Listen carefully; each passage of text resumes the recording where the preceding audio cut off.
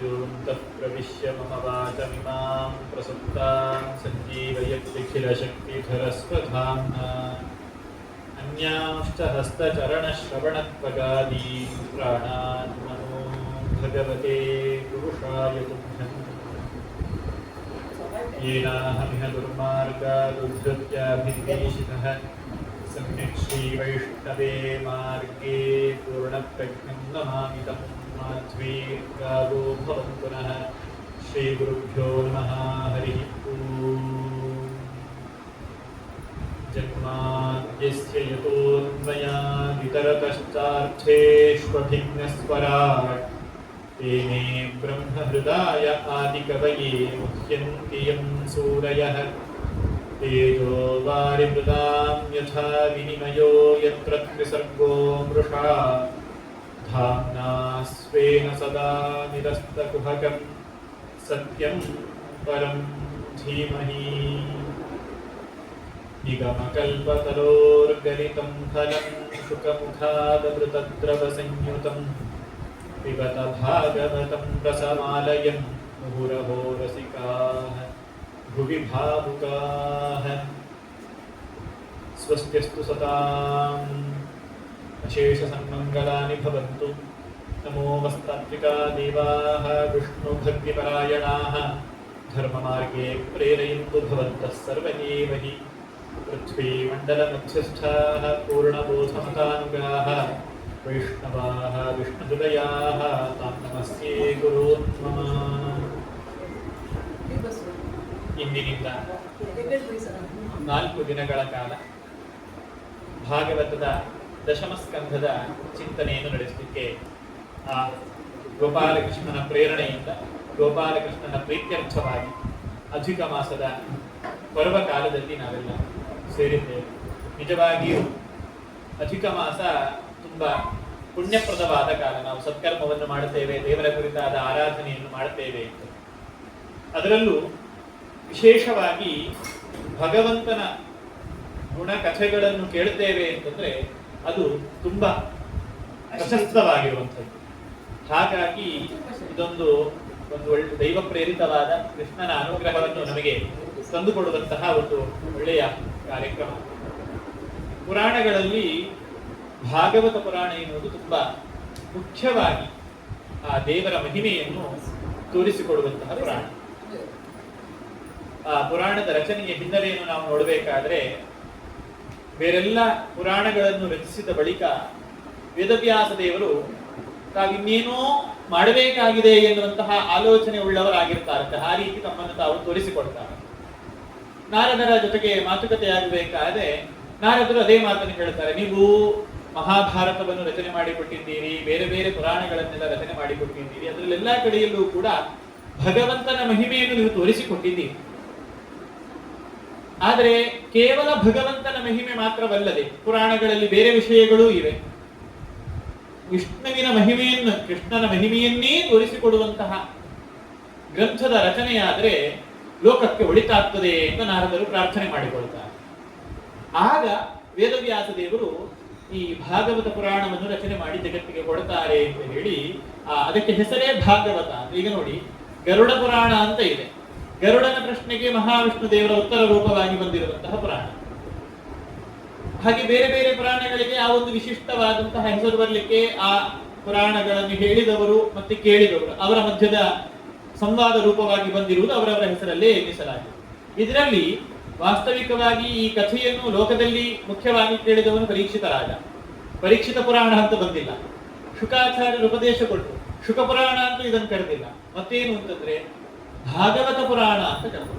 ಯಾಕೆ ಅಂತಂದ್ರೆ ಭಗವಂತನ ಮಹಿಮೆ, ಮುಖ್ಯವಾಗಿ ದೇವರದ್ದು ಕೃಷ್ಣಾವತಾರದ ಮಹಿಮೆ ಅಲ್ಲದೆ ಅದಕ್ಕಿಂತ ಪೂರ್ವಭಾವಿಯಾಗಿ ದೇವರು ಲೋಕದಲ್ಲಿ ಸಜ್ಜನರನ್ನು ರಕ್ಷಣೆ ಮಾಡಲಿಕ್ಕೆ, ದುಷ್ಟ ಜನರನ್ನು, ಅಧರ್ಮವನ್ನು ಖಂಡನೆ ಮಾಡಲಿಕ್ಕೆ ಯಾವ ರೀತಿ ತಾನು ಬಂದಿದ್ದಾನೆ, ಹೇಗೆ ತಾನು ಅವತಾರವನ್ನೆತ್ತಿ ಇಲ್ಲಿ ತನ್ನ ಅವತಾರದ ಕಾರ್ಯಗಳನ್ನು ಸಾಧಿಸಿ ತೋರಿಸಿದ್ದಾನೆ, ಅದರ ಬಗ್ಗೆ ಎಲ್ಲವನ್ನು ಸ್ಪಷ್ಟವಾಗಿ ತಿಳಿಸುವಂತಹ ಪುರಾಣವಾದದ್ದರಿಂದಾಗಿ ಇದಕ್ಕೆ ಭಾಗವತ ಪುರಾಣ ಅಂತ ಹೆಸರು ಬಂದಿದೆ. ಆ ಮಹಿಮೆಯನ್ನು ಹೇಳುತ್ತಾರೆ. ಪರೀಕ್ಷಿತ ರಾಜ ತಾನು, ಅವನಿಗೆ ಸಾವು ನಿಶ್ಚಯವಾಗಿದೆ. ನಮಗಿಂತ ಅವನಲ್ಲೊಂದು ವಿಶೇಷತೆ ಏನು ಅಂತಂದ್ರೆ, ನಮಗೆ ಯಾವಾಗ ಸಾವು ಅಂತ ನಿಶ್ಚಯ ಇಲ್ಲ, ಅವನಿಗೆ 7 ದಿನ ಬದುಕ್ತೇನೆ ಎನ್ನುವುದು ನಿಶ್ಚಯ ಇದೆ. ಯಾಕಂದ್ರೆ 7ನೇ ದಿನದ ನಂತರದಲ್ಲಿ ತಕ್ಷಕ ಕಳೆದು ಸಾಯ್ತಾನೆ ಅಂತ ಇದ್ದದ್ರಿಂದಾಗಿ ಅಲ್ಲಿಯವರೆಗೆ ತನ್ನ ಜೀವನವನ್ನು ಸಾರ್ಥಕಪಡಿಸಿಕೊಳ್ಬೇಕು ಅಂತ ಹಠ ಹಿಡ್ಕೊಂಡು ಕೂತ. ಅವನಿಗಾಗಿ ಅನುಗ್ರಹ ಮಾಡ್ಲಿಕ್ಕೋಸ್ಕರ ಶುಕಾಚಾರ್ಯರಾಗಿದ್ದಿರ್ಬೋದು, ಬೇರೆ ಬೇರೆ ಜ್ಞಾನಿಗಳೆಲ್ಲರೂ ಕೂಡ ಅವನಿಗಾಗಿ ಇಳಿದು ಬಂದರು. ವಾಸ್ತವಿಕವಾಗಿ ಶುಕಾಚಾರ್ಯರ ಸ್ವರೂಪ ಹೇಳ್ತಾರೆ, ಎಂ ಪ್ರವ್ರಜಂತ ಮನುಪೇತಮಪೇತ ಕೃತ್ಯಂ ದ್ವೈಪಾಯನೋ ವಿರಹಕಾತರ ಆಗುಹಾವ ಪುತ್ರೇತಿ ತನ್ಮಯತೆಯ ತರವೋಪಿ ನೀತು ತಂ ಸರ್ವಭೂತ ಹೃದಯಂ ಮುನಿಮಾನತೋಸ್ಮಿ ಅಂತ ಭಾಗವತ ಅದನ್ನು ತಿಳಿಸ್ತದೆ. ಮೊದಲಿಗೆ ಶುಕಾಚಾರ್ಯರು ಮಹಾವೈರಾಗ್ಯ ಶಿಖಾಮಣಿಗಳು. ಅಂತಹ ಅವಧೂತ ಅಗ್ರಗಣ್ಯರಾಗಿರುವಂತಹ ವೈರಾಗ್ಯ ಶಿಖಾಮಣಿಗಳಾಗಿರುವಂತಹ ಶುಕಾಚಾರ್ಯರು ಪರೀಕ್ಷಿತ ರಾಜನಲ್ಲಿಗೆ ತಾವಾಗಿ ಬರ್ತಾರೆ ಅಂತಂದ್ರೆ ಇವನ ಯೋಗ ಎಂತಹದ್ದು ಆಲೋಚನೆ. ಅದು ರುದ್ರಾಂಶ ಸಂಭೂತರು, ರುದ್ರದೇವರ ಅವತಾರ ಶುಕಾಚಾರ್ಯರು. ಅವರು ಬಂದು ಪರೀಕ್ಷಿತ ರಾಜನಿಗೆ 7 ದಿನವೂ ಸಾರ್ಥಕ ಮಾಡಿಕೊಳ್ಳುವ ಬಗೆ ಹೇಗೆ ಅಂತ ತಾವು ನಿರಂತರ ಉಪನ್ಯಾಸ. ನಮ್ಮ ಹಾಗೆ ಈಗ ನಾವು ಭಾಗವತ ಸಪ್ತಾಹ ಅಂತ ಲೋಕದಲ್ಲಿ ಕೇಳ್ತೇವೆ, ದಿನಕ್ಕೆ 2 ಗಂಟೆ 3 ಗಂಟೆ ಉಪನ್ಯಾಸ. ಹಾಗಲ್ಲ ಅವರದ್ದು. ಇಲ್ಲೇ ಬರ್ತದೆ ಮುಂದಕ್ಕೆ, ಪರೀಕ್ಷಿತ ರಾಜ ತಾನೇ ಮಾತನ್ನು ಹೇಳ್ತಾನೆ, ಆವಾಗ ಅದು ಮತ್ತೆ ಸ್ಪಷ್ಟ ಆಗ್ತದೆ. ಯಾವುದೇ ಆಹಾರ, ನಿದ್ರೆ, ಬಾಯಾರಿಕೆ ಯಾವುದರ ಬಾಧೆಯೂ ಇಲ್ಲದೆ ಇರುವಂತೆ ಪರೀಕ್ಷಿತ ಕೇಳಿದ್ದಾನೆ. ಹೇಳುವವರು ಅಂಥವರು, ಕೇಳುವವನು ಅಂಥವರು.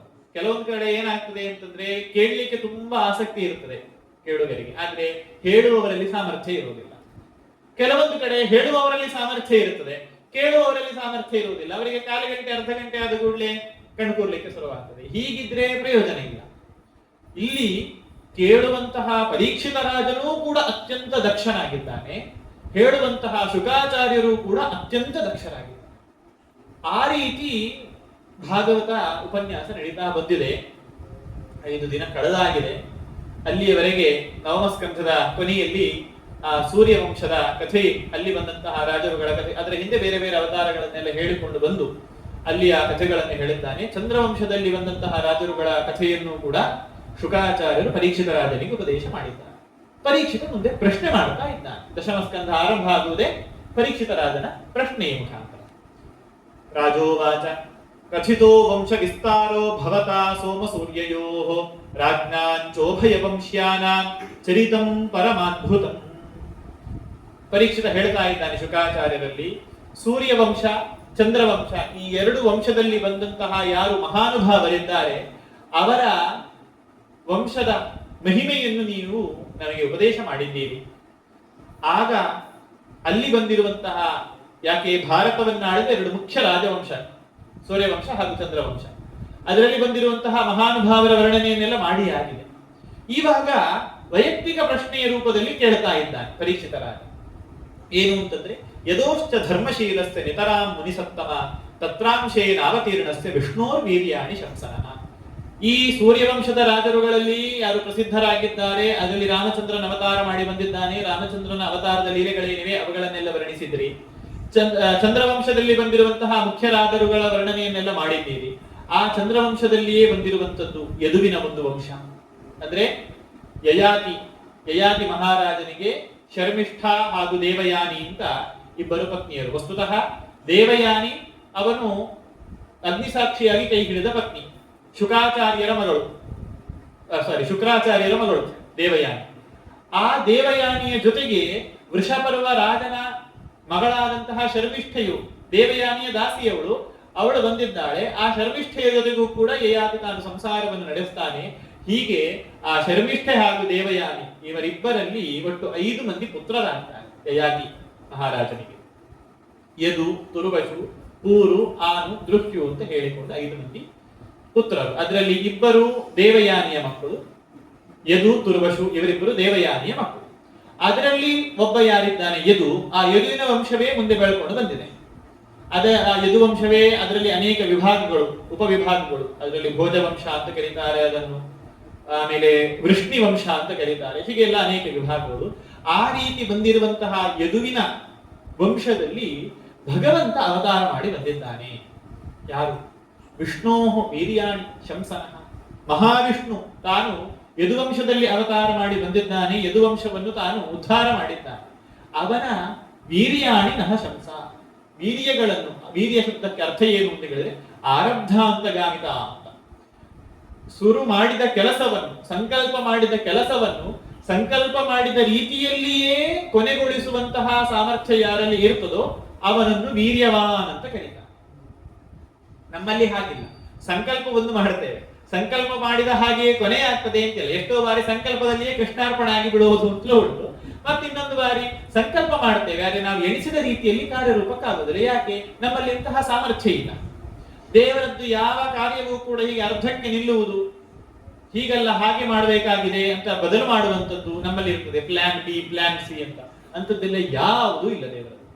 ಅವನು ಕಾಲು ಮುಂದೆ ಹೆಜ್ಜೆ ಇಟ್ಟ ಅಂತಂದ್ರೆ ಮತ್ತೆ ಅವನ ಗಾಡಿಯಲ್ಲಿ ರಿವರ್ಸ್ ಗೇರ್ ಅಂತ ಇಲ್ವೇ ಇಲ್ಲ, ಹಿಂದೆ ಹಾಕುವುದು ಅಂತ ಇಲ್ವೇ ಇಲ್ಲ, ಸೀದಾ ಮುಂದಕ್ಕೆ ಹೋಗ್ತಾ ಇರುವುದು. ಎಂತಹದ್ದೇ ತಡೆಗಳು ಬಂದರೂ ಕೂಡ ಆ ತಡೆ ಅವನಿಗೆ ಲೆಕ್ಕವೇ ಇಲ್ಲ. ಅಂತಹ ಸ್ವರೂಪದವನಾಗಿದ್ದಾನೆ ಭಗವಂತ.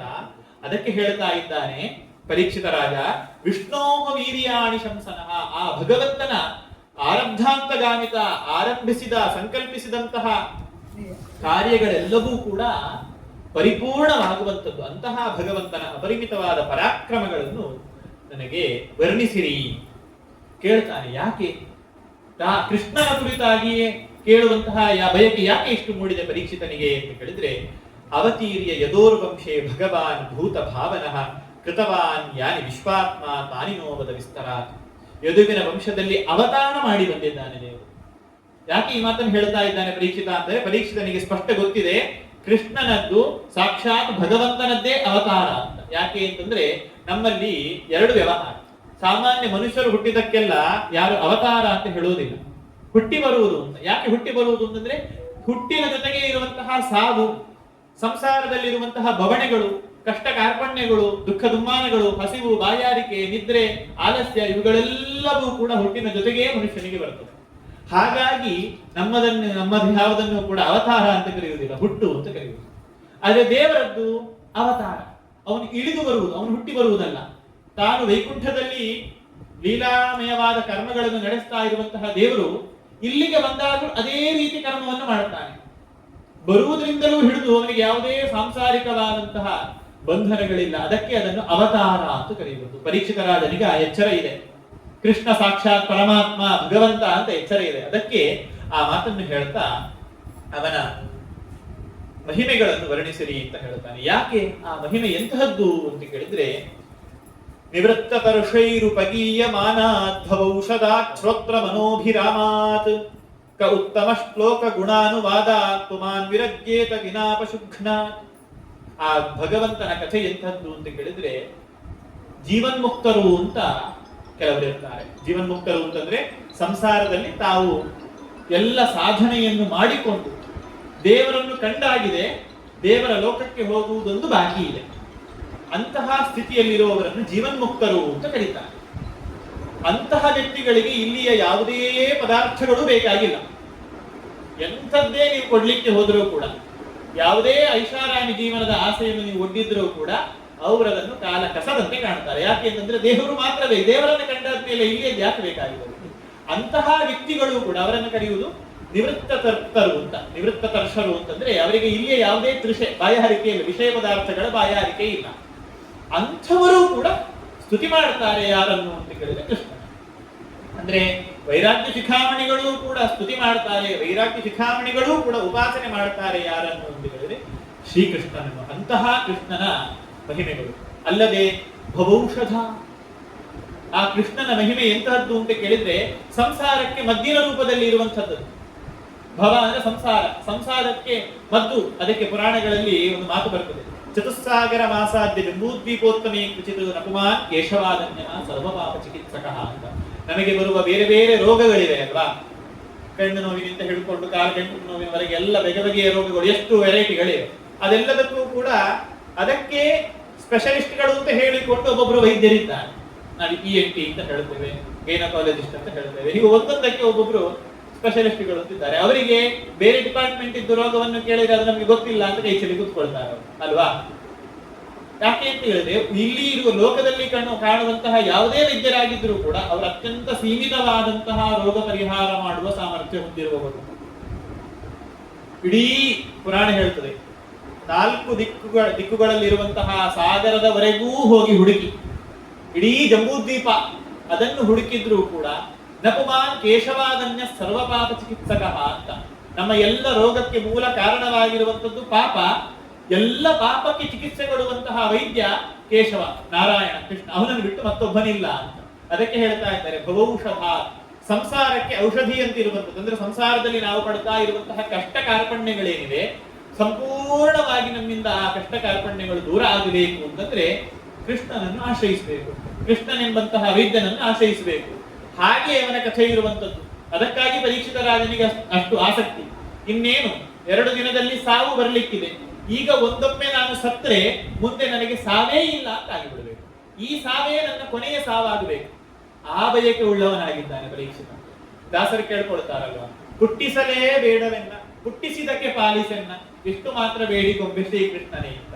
ಈಗಾಗಲೇ ಹುಟ್ಟಿಸಿ ಆಗಿದೆ ಸ್ವಾಮಿ. ಹುಟ್ಟಿಸಿ ಒಂದಿಷ್ಟು ಕಷ್ಟವನ್ನು ಅನುಭವಿಸ್ತಾ ಇದ್ದೇವೆ ನಾವು. ಈ ಕಷ್ಟ, ಈ ಸಾವು, ಈ ಹುಟ್ಟು ಇಲ್ಲಿಗೆ ಕೊನೆಯಾಗಿ ಬಿಡಬೇಕು. ಇನ್ನು ಮುಂದಕ್ಕೆ ನಾವು ಹುಟ್ಟಬಾರದು. ಹುಟ್ಟಿಲ್ಲ ಅಂದರೆ ಸಾವಿಲ್ಲ, ಹುಟ್ಟು ಸಾವಿಗಳಿಲ್ಲ ಅಂದ್ರೆ ಮಧ್ಯದ ಕಷ್ಟವೂ ಇಲ್ಲ. ಹಾಗೆ ಅನುಗ್ರಹ ಮಾಡುವವನು ಕೃಷ್ಣ. ಅದಕ್ಕಾಗಿ ಪರೀಕ್ಷಿತ ಕೇಳಿಕೊಳ್ತಾ ಇದ್ದಾನೆ. ಇನ್ನು ಶ್ರೋತ್ರಮನೋಭಿರಾಮ, ಅವರ ಕಥೆ ಎಂಥದ್ದು ಕೃಷ್ಣನದ್ದು ಅಂತ ಕೇಳಿದ್ರೆ ಕಿವಿಗೆ ಅತ್ಯಂತ ಆಪ್ಯಾಯಮಾನವಾಗಿರುವಂಥದ್ದು. ಅಂದ್ರೆ ಮತ್ತಷ್ಟು ಕೇಳುವ ಎನ್ನುವಂತಹ ಮಹಿಮೆಯನ್ನು ತಾನು ಸೂಚಿಸಿದ್ದಾನೆ.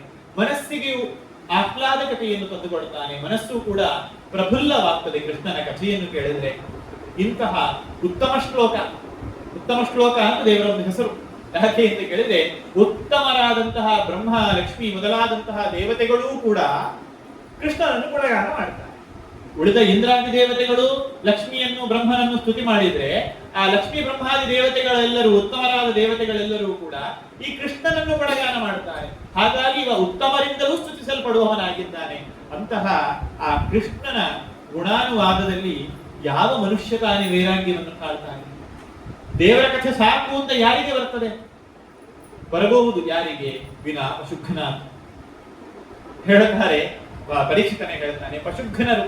ಪಶುಘ್ನರು ಅಂತಂದ್ರೆ ವೇದಗಳು ಸುಳ್ಳು, ದೇವರಿರುವುದು ಸುಳ್ಳು, ಧರ್ಮ ಎನ್ನುವುದೇ ಸುಳ್ಳು ಅಂತ ಹೇಳುವಂತಹ ವ್ಯಕ್ತಿಗಳನ್ನು ಪಶುಘ್ನರು ಅಂತ ಕರೀತಾರೆ. ಅಂದ್ರೆ ಪಶುವನ್ನು ಹಿಂಸೆ ಮಾಡುವುದು. ಪಶು ಅಂತಂದ್ರೆ ಯಾವುದು? ವೇದವಿದ್ಯೆಗೆ ಪಶು ಅಂತ ಹೆಸರು. ಯಾಕೆ ವೇದವಿದ್ಯೆಗೆ ಪಶು ಅಂತ ಹೆಸರು ಅಂತ ಕೇಳಿದ್ರೆ, ಪಾಂತಿ ಶಂ ಶಾಸನಾತ್ ಪಶು. ನಮ್ಮನ್ನು ರಕ್ಷಣೆ ಮಾಡ್ತವೆ ವೇದಗಳು. ಹೇಗೆ? ಶಂ, ಶಂ ಅಂದ್ರೆ ಸುಖ ಅಂತ. ನಾವು ಸುಖವಾಗಿ ಬದುಕಬೇಕು ಅಂತಂದ್ರೆ ಹೇಗೆ ಇರಬೇಕು ಎನ್ನುವುದನ್ನು ನಮಗೆ ವಿಧಾನ ಮಾಡಿಕೊಡುವಂಥದ್ದು ವೇದ. ಮನುಷ್ಯನಾಗಿ ಹುಟ್ಟಿ ಬಂದವನು ಸುಖಮಯವಾದ ಜೀವನವನ್ನು ನಡೆಸಬೇಕು ಅಂತಂದ್ರೆ ಹೇಗೆ ಬದುಕಬೇಕು, ಅವನ ಆಚಾರ ವಿಚಾರಗಳು ಹೇಗಿರಬೇಕು ಎನ್ನುವುದನ್ನು ತೋರಿಸಿಕೊಡುವಂಥವುಗಳು ವೇದ, ವೇದ ಮಂತ್ರಗಳು. ಹಾಗಾಗಿ ಅವುಗಳಿಗೆ ಪಶು ಅಂತ ಹೆಸರು. ಆ ವೇದ ಮಂತ್ರಗಳೇ ಸುಳ್ಳು ಅಂತ ಹೇಳಿದರೆ ಆ ಪಶುವಿಗೆ ಹಿಂಸೆ ಮಾಡಿದ ಹಾಗೆ. ಅಂತಹ ಪಶು ಹಿಂಸಕರು ಯಾರಿದ್ದಾರೆ ಅವರಿಗೆ ಮಾತ್ರ ಕೃಷ್ಣನ ಕಥೆ 1-2 ನಿಮಿಷ ಆದ ಕೂಡಲೇ ಸಾಕಪ್ಪ ಅಂತ ಅನಿಸಲಿಕ್ಕೆ ಶುರುವಾಗ್ತದೆ. ಯಾಕೆ? ಅವರು ಮಹಾ ಹಿಂಸಕರು. ಅವರಿಗೆ ದೇವರ ಬಗ್ಗೆ ಬೇಕಾಗಿಲ್ಲ, ಧರ್ಮದ ಬಗ್ಗೆ ಬೇಕಾಗಿಲ್ಲ, ಮಹಾ ಅಧಾರ್ಮಿಕರು. ಆದರೆ ನಿಜವಾಗಿಯೂ ಕೂಡ ದೇವರನ್ನು ಬಯಸುವಂತಹ ವ್ಯಕ್ತಿಗಳು ಯಾರಿದ್ದಾರೆ ಅವರು ಖಂಡಿತ ಕೃಷ್ಣನ ಕಥೆಯಲ್ಲಿ ವೈರಾಗ್ಯ ತಾಳಲಿಕ್ಕೆ ಸಾಧ್ಯವೇ ಇಲ್ಲ. ಇಷ್ಟು ಹೇಳಿ ಪರೀಕ್ಷಿತ ಮುಂದಕ್ಕೆ ಹೇಳ್ತಾನೆ, ಪಿತಾಮಹಾಮೇ ಸಮರೇ ವರಂಜಯೈಹಿ ದೇವಪ್ರಭಾದ್ಯಾತಿ ರಥೈಸ್ತಿಮಿಂಗಿರೈಃ ದುರತ್ಯಯಂ ಕೌರವ ಸೈನ್ಯ ಸಾಗರಂ ಕೃತ್ವಾ ಪರಂ ವತ್ಸಪದಂ ಸ್ಮಯತ್ವವಾಹ. ಆ ಕೃಷ್ಣ ಎಂಥವನು? ನಮ್ಮ ವಂಶವನ್ನು, ನನ್ನ ಪೂರ್ವಿಕರನ್ನು ಉದ್ಧಾರ ಮಾಡಿದನು. ಯುದ್ಧರಂಗದಲ್ಲಿ ಕೌರವರು ಪಾಂಡವರು ಸೇರಿದ್ದಾರೆ. ಪಾಂಡವರ ಎದುರಿಗೆ ನಿಂತವರು ಯಾರು? ಸಾಮಾನ್ಯರಲ್ಲ. ಅದೇ ಹೇಳ್ತಾರೆ, ದೇವಪ್ರಭಾದ್ಯಾತಿ ರಥೈಸ್ತಿಮಿಂಗಿರೈಃ, ದೊಡ್ಡ ದೊಡ್ಡ ತಿಮಿಂಗಿರಗಳೇ ನಿಂತಿವೆ. ಭೀಷ್ಮಾಚಾರ್ಯರು, ದ್ರೋಣಾಚಾರ್ಯರು, ಕೃಪಾಚಾರ್ಯರು, ಅಶ್ವತ್ಥಾಮ, ಯಾರು ಸಾಮಾನ್ಯರಲ್ಲ. ಎಲ್ಲ ಘಟಾನುಘಟಿಗಳು, ಮಹಾರಥರವರು. ಅದಕ್ಕೆ ಅವರನ್ನು ತಿಮಿಂಗಿಲ ಅಂತ. ತಿಮಿಂಗಿಲ ಶಬ್ದದ ಅರ್ಥ ತಿಮಿ ಅಂತಂದ್ರೆ ಸಣ್ಣ ಸಣ್ಣ ಮೀನುಗಳು ಅಂತ. ಆ ಸಣ್ಣ ಸಣ್ಣ ಮೀನುಗಳನ್ನು ತಿನ್ನುವಂತಹ ದೊಡ್ಡ ಮೀನಿಗೆ ತಿಮಿಂಗಿಲ ಅಂತ ಕರೆಯುವುದು. ಕೋಶಗಳು ಹೇಳ್ತವೆ, ತಿಮಿಂಗಿಲ ಗಿಲೋಪ್ಯಸ್ತಿ ತದ್ಗಿಲೋಪ್ಯಸ್ತಿ ತದ್ಗಿಲಹ ಅಂತ. ತಿಮಿಂಗಿಲ ಗಿಲ, ತಿಮಿಂಗಿಲ ಗಿಲಗಿಲ ಅಂತಿದೆ. ನಮಗೆ ತಿಮಿಂಗಿಲ ಮಾತ್ರ ಗೊತ್ತಿದೆ ಅಲ್ವಾ? ಅಷ್ಟು ದೊಡ್ಡ, ಅಂದ್ರೆ ಸಣ್ಣ ಸಣ್ಣ ಮೀನುಗಳನ್ನು ತಿನ್ನುವಂತಹ ದೊಡ್ಡ ಮೀನುಗಳು, ಆ ದೊಡ್ಡ ಮೀನುಗಳನ್ನು ತಿನ್ನುವಂತಹ ಮತ್ತಿಷ್ಟು ದೊಡ್ಡ ಮೀನುಗಳು, ಅವುಗಳನ್ನೆಲ್ಲ ತಿಮಿಂಗಿಲಗಳು ಅಂತ ಕರೀತಾರೆ. ಹಾಗೆ ಯುದ್ಧರಂಗದಲ್ಲಿ ಬಂದು ನಿಂತಿರುವಂತಹ ಇವರೇನು ಸಾಮಾನ್ಯ ಬಿಲ್ಲೋದರಲ್ಲ. ಪಾಂಡವರು ಕೂಡ ದೊಡ್ಡ ಪರಾಕ್ರಮ ಉಳ್ಳವರೇ. ಹಾಗಿದ್ರೂ ಕೂಡ ಎದುರಿಗೆ ನಿಂತಹ ಭೀಷ್ಮಾಚಾರ್ಯ ದಿನಕ್ಕೆ 10,000 ಮಂದಿಯನ್ನು ಗರಿಷ್ಠ ಪಕ್ಷಕ್ಕೆ ಸಾಯಿಸ್ತಾ ಇದ್ರು ಭೀಷ್ಮಾಚಾರ್ಯ. ಅಂತಹ ಘಟಾನುಘಟಿಗಳೆಲ್ಲ ಎದುರಿಗೆ ಇರಬೇಕಾದ್ರೆ ಈ ನನ್ನ ಅಜ್ಜಂದಿರು ಪಾಂಡವರು ರಕ್ಷಿಸಲ್ಪಟ್ಟದ್ದು ಯಾರಿಂದ? ಯಾರು ಅವರೆಲ್ಲರಿಗೂ ಕೂಡ ವರದ ಬಲ ಬೇರೆ ಇದೆಯೋ, ನಮ್ಮಲ್ಲಿರುವ ವಿಶೇಷವಾದಂತಹ ಅಸ್ತ್ರಶಸ್ತ್ರಗಳ ಪ್ರಾವೀಣ್ಯತೆ ಏನಿದೆ, ಪ್ರಾವೀಣ್ಯ, ಅದರಿಂದಾಗಿ ಅವರು ಎಲ್ಲರನ್ನೂ ಕೂಡ ವಿಚೂರು ಮಾಡ್ತಾ ಇದ್ದವರು. ಅಂತಹ ಆ ಘಟಾನುಘಟಿಗಳನ್ನು ಎದುರಿಸಿ ಬದುಕಿ ಉಳಿದಿದ್ದಾರಲ್ವಾ ನನ್ನ ಅಜ್ಜಂದಿರು. ಅದಕ್ಕೆ ಕಾರಣ ಏನಾಯಿತು? ಕೃಷ್ಣನ ರಕ್ಷಣೆ. ಅಂತಹ ಕೃಷ್ಣನ ಮಹಿಮೆಯನ್ನೇ ನಾನು ಕೇಳದೆ ಹೋದ್ರೆ, ನನ್ನ ಪೂರ್ವಿಕರನ್ನು ರಕ್ಷಿಸಿಕೊಟ್ಟಂತಹ ಆ ಮಹಾನುಭಾವನ ಕಥೆಯನ್ನೇ ನಾನು ಕೇಳದೆ ಹೋದ್ರೆ ಅದು ವ್ಯರ್ಥವಾಗಿ ಬಿಡುತ್ತದೆ ಅಂತ ಕೇಳ್ತಾ ಇದ್ದಾನೆ. ಅಲ್ಲದೆ ಇದು ಅಜ್ಜಂದಿರಿಗೆ ಸಂಬಂಧಪಟ್ಟಂತಹ ಅವನ ಅನುಗ್ರಹ ಆಯಿತು. ನನಗೆ ವೈಯಕ್ತಿಕವಾಗಿ ನನಗೆ ಅನುಗ್ರಹ ಆಗಿದೆ ಕೃಷ್ಣನದ್ದು. ಅದನ್ನು ಹೇಳ್ತಾನೆ.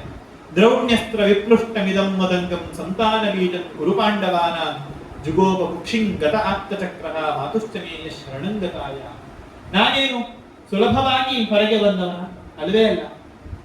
ಅಶ್ವತ್ಥಾಮ ಪ್ರತಿಜ್ಞೆ ಮಾಡ್ತಾನೆ, ದುರ್ಯೋಧನನ ಬಳಿಗೆ ಹೋಗಿ ಅವನಿಗೆ ಮಾತು ಕೊಡ್ತಾನೆ, ಪಾಂಡವರವನ್ನು ನಿರ್ವಂಶವನ್ನಾಗಿ ಮಾಡ್ತೇನೆ ಅಂತ. ದುರ್ಯೋಧನನಿಗೆ ಮಾತು ಕೊಟ್ಟು ಬಿಡ್ತಾನೆ. ಆ ಕಾರಣಕ್ಕಾಗಿಯೇ ಆ ಡೇರೆಯಲ್ಲಿ ಮಲಗಿದ್ದಂತಹ ಉಪಪಾಂಡವರನ್ನು ರಾತ್ರೋರಾತ್ರಿ ತಾನು ಬರ್ಬರವಾಗಿ ಕೊಂದು ಹಾಕ್ತಾನೆ. ಇಲ್ಲವೇ ಇಲ್ಲ, ಪಾಂಡವರ ಸಂತತಿ ಒಂದೂ ಉಳ್ಕೊಂಡಿಲ್ಲ. ಪಾಂಡವರ ಮಕ್ಕಳು ಉಪಪಾಂಡವರು ಯಾರು ಉಳ್ಕೊಂಡಿಲ್ಲ. ಅಭಿಮನ್ಯು ಯುದ್ಧರಂಗದಲ್ಲಿ ಹೋಗಿ ಆಗಿದೆ, ಭೀಮನ ಮಗ ಘಟೋತ್ಕಚ ಯುದ್ಧರಂಗದಲ್ಲಿ ಹೋಗಿ ಆಗಿದೆ, ಯಾರೂ ಇಲ್ಲ. ಹೀಗಿದ್ದಿರಬೇಕಾದ್ರೆ ಕೌರವರ ಪಾಂಡವರ ವಂಶವನ್ನು ರಕ್ಷಣೆ ಮಾಡ್ತೇನೆ ಅಂತ ಕೃಷ್ಣನ ದೀಕ್ಷೆ, ಅದನ್ನು ನಾಶ ಮಾಡ್ತೇನೆ ಅಂತ ಅಶ್ವತ್ಥಾಮನ ದೀಕ್ಷೆ. ಎಲ್ಲಿಯವರೆಗೆ ಅಂತಂದ್ರೆ ದುರ್ಯೋಧನನಿಗೆ ಮಾತು ಕೊಟ್ಟು ಬಡ್ತಾನೆ, ಪಾಂಡವರ ವಂಶ ಅಲ್ಲ ದುರ್ಯೋಧನ, ನಿನ್ನ ವಂಶ ನಾನು ಹಸ್ತಿನಪುರದ ಪೀಠದಲ್ಲಿ ಕುತ್ಕೊಳ್ಳುವಂತೆ ಮಾಡ್ತೇನೆ. ಹೇಗೆ? ದುರ್ಯೋಧನನ ಮಕ್ಕಳು ಯಾರು ಇಲ್ಲ.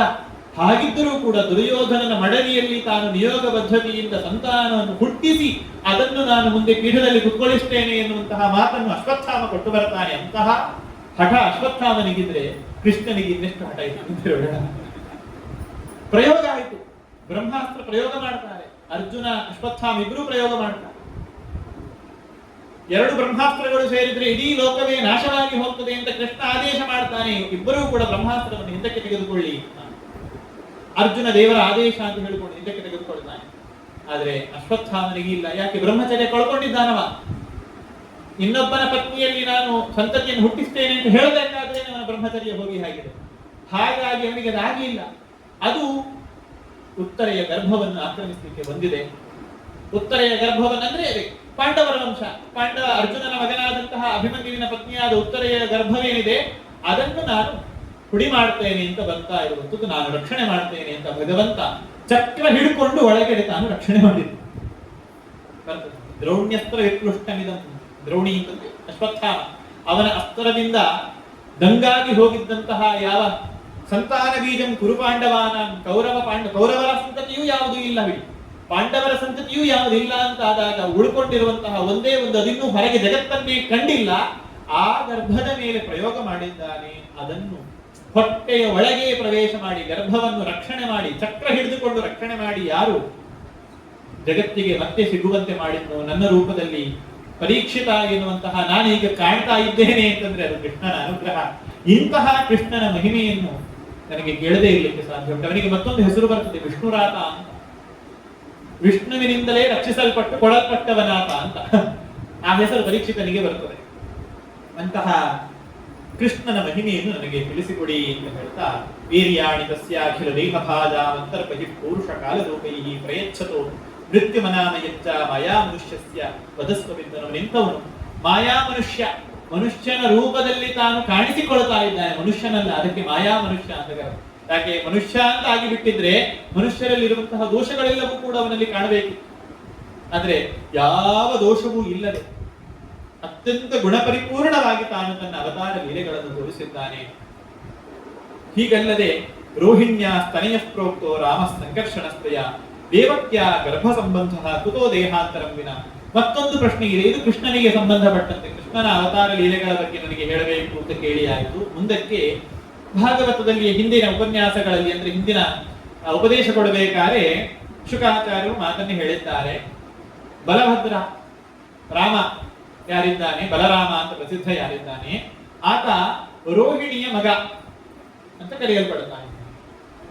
ದೇವಕಿಯ ಮಗ ಅಂತಲೂ ಅವನಲ್ಲಿ ಪ್ರಸಿದ್ಧಿ ಇದೆ. ಅದು ಹೇಗಾಯಿತು? ಒಬ್ಬನೇ ಇಬ್ಬರು ತಾಯಿಯಂದಿರನ್ನು ಹೊಂದಲಿಕ್ಕೆ ಹೇಗೆ ಸಾಧ್ಯ? ಅದರ ಬಗ್ಗೆ ನನಗೆ ತಿಳಿಸಿಕೊಡಬೇಕು. ಆ ಕಥೆಯದ್ದು ನನಗೆ ಸ್ವಲ್ಪ ಇನ್ನಷ್ಟು ಸ್ಪಷ್ಟತೆ ಬೇಕು ಅಂತೆಲ್ಲ ಕೇಳ್ತಾ ಇದ್ದಾನೆ. ಅಲ್ಲದೆ ಕೃಷ್ಣ ತಾನು ಅವತಾರ ಮಾಡಿದಂತಹ ಮಥುರೆಯಿಂದ ನಂದವ್ರಜಕ್ಕೆ ಹೋದ, ನಂದಗೋಪನ ಅಡ್ಡಕ್ಕೆ ಹೋದ, ಅವನ ಗೋವಿನ ಗೋಮಾಳಕ್ಕೆ ಹೋದ ಅಂತೆಲ್ಲವೇನು ಕಥೆ ಬರ್ತದಲ್ಲ, ಅದರ ಬಗ್ಗೆ ಎಲ್ಲ ನನಗೆ ವಿಸ್ತರಿಸಿ ಹೇಳಿರಿ ಅಂತ ಕೇಳ್ತಾ ಇದ್ದಾನೆ ಪರೀಕ್ಷಿತ. ವ್ರಜೇವಸಂ ಕಿಮಕರೋನ್ ಮಧುಪರ್ಯಾಂಚ ಕೇಶವಃ ಭ್ರಾತರಂ ಚ ಅವಧೀತ್ ಕಂಸಂ ನಾತುರಥಾಪದರ್ಶಣಂ. ನಂದವ್ರಜದಲ್ಲಿ ಇದ್ದುಕೊಂಡು ಏನೇನೇನೆಲ್ಲ ಮಾಡಿದ, ಮಥುರಾ ಪಟ್ಟಣಕ್ಕೆ ಬಂದವನು ಏನ್ ಮಾಡಿದ, ಮತ್ತೆ ತಾಯಿಯ ಸೋದರನಾದಂತಹ ತನ್ನ ಸೋದರ ಮಾವನಾದಂತಹ ಕಂಸನನ್ನು ಕೊಂದ ಅಂತೆಲ್ಲ ಏನ್ ಕಥೆ ಬಂತು, ಅದನ್ನೆಲ್ಲ ನೀವು ಹೇಗೆ ಅಂತ ಅದನ್ನು ವಿವರಿಸಬೇಕು ಅಂತ ಕೇಳ್ತಾ ಇದ್ದಾನೆ. ದೇಹಂ ನಾನುಷಮಾಶ್ರಿತ್ಯ ಕತಿ ವರ್ಷಾಣಿ ವೃಷ್ಟಿಭಿ ಯದುಪುರ್ಯಾಂ ಇಹಾವಾತ್ಸಿ ಪತ್ನ್ಯ ಭವನ್ ವಿಭೋ. ಮತ್ತೆ ಅವನ ಅವತಾರದ ಮುಂದಿನ ಪ್ರಶ್ನೆಗಳು. ಆತ ಎಷ್ಟು ವರ್ಷ ಇಲ್ಲಿ ಲೋಕದ ಕಣ್ಣಿಗೆ, ಮನುಷ್ಯರ ಕಣ್ಣಿಗೆ ಕಾಣಿಸಿಕೊಳ್ತಾ ಇದ್ದ, ಅಲ್ಲದೆ ಅವನಿಗೆ ಎಷ್ಟು ಮಂದಿ ಪತ್ನಿಯರಿದ್ರು, ಅದರೆಲ್ಲದರ ಬಗ್ಗೆ ನನಗೆ ವಿವರಿಸಿಕೊಡಬೇಕು. ಏತದನ್ಯಚ್ಚ ಸರ್ವಮ್ಮೆ ಮುನೇ ಕೃಷ್ಣ ವಿಚೇಷ್ಟಿತಂ ವಕ್ತುಮರ್ಹಸಿ ಸರ್ವಜ್ಞ ಶ್ರದ್ಧಾನಾಯ ವಿಸ್ತೃತಂ. ಇಲ್ಲಿ ನಾನು ಕೇಳಿರುವಂತಹ ಇಷ್ಟೇ ಪ್ರಶ್ನೆಗಳಲ್ಲದೆ ಇದನ್ನು ಬಿಟ್ಟು ಇನ್ನೇನಾದರೂ ಕೃಷ್ಣನ ಅವತಾರಕ್ಕೆ ಸಂಬಂಧಪಟ್ಟಂತಹ ವಿಶೇಷ ಕಥೆಗಳೆಲ್ಲ ಇದ್ರೆ ಅವೆಲ್ಲವನ್ನೂ ಕೂಡ ನಮಗೆ ಹೇಳಬೇಕು. ಯಾಕೆ ಅಂತಂದ್ರೆ ನನಗೆ ಶ್ರದ್ಧೆ ಇದೆ. ಶ್ರದ್ಧಾನಾಯ ಮಹ್ಯಂ.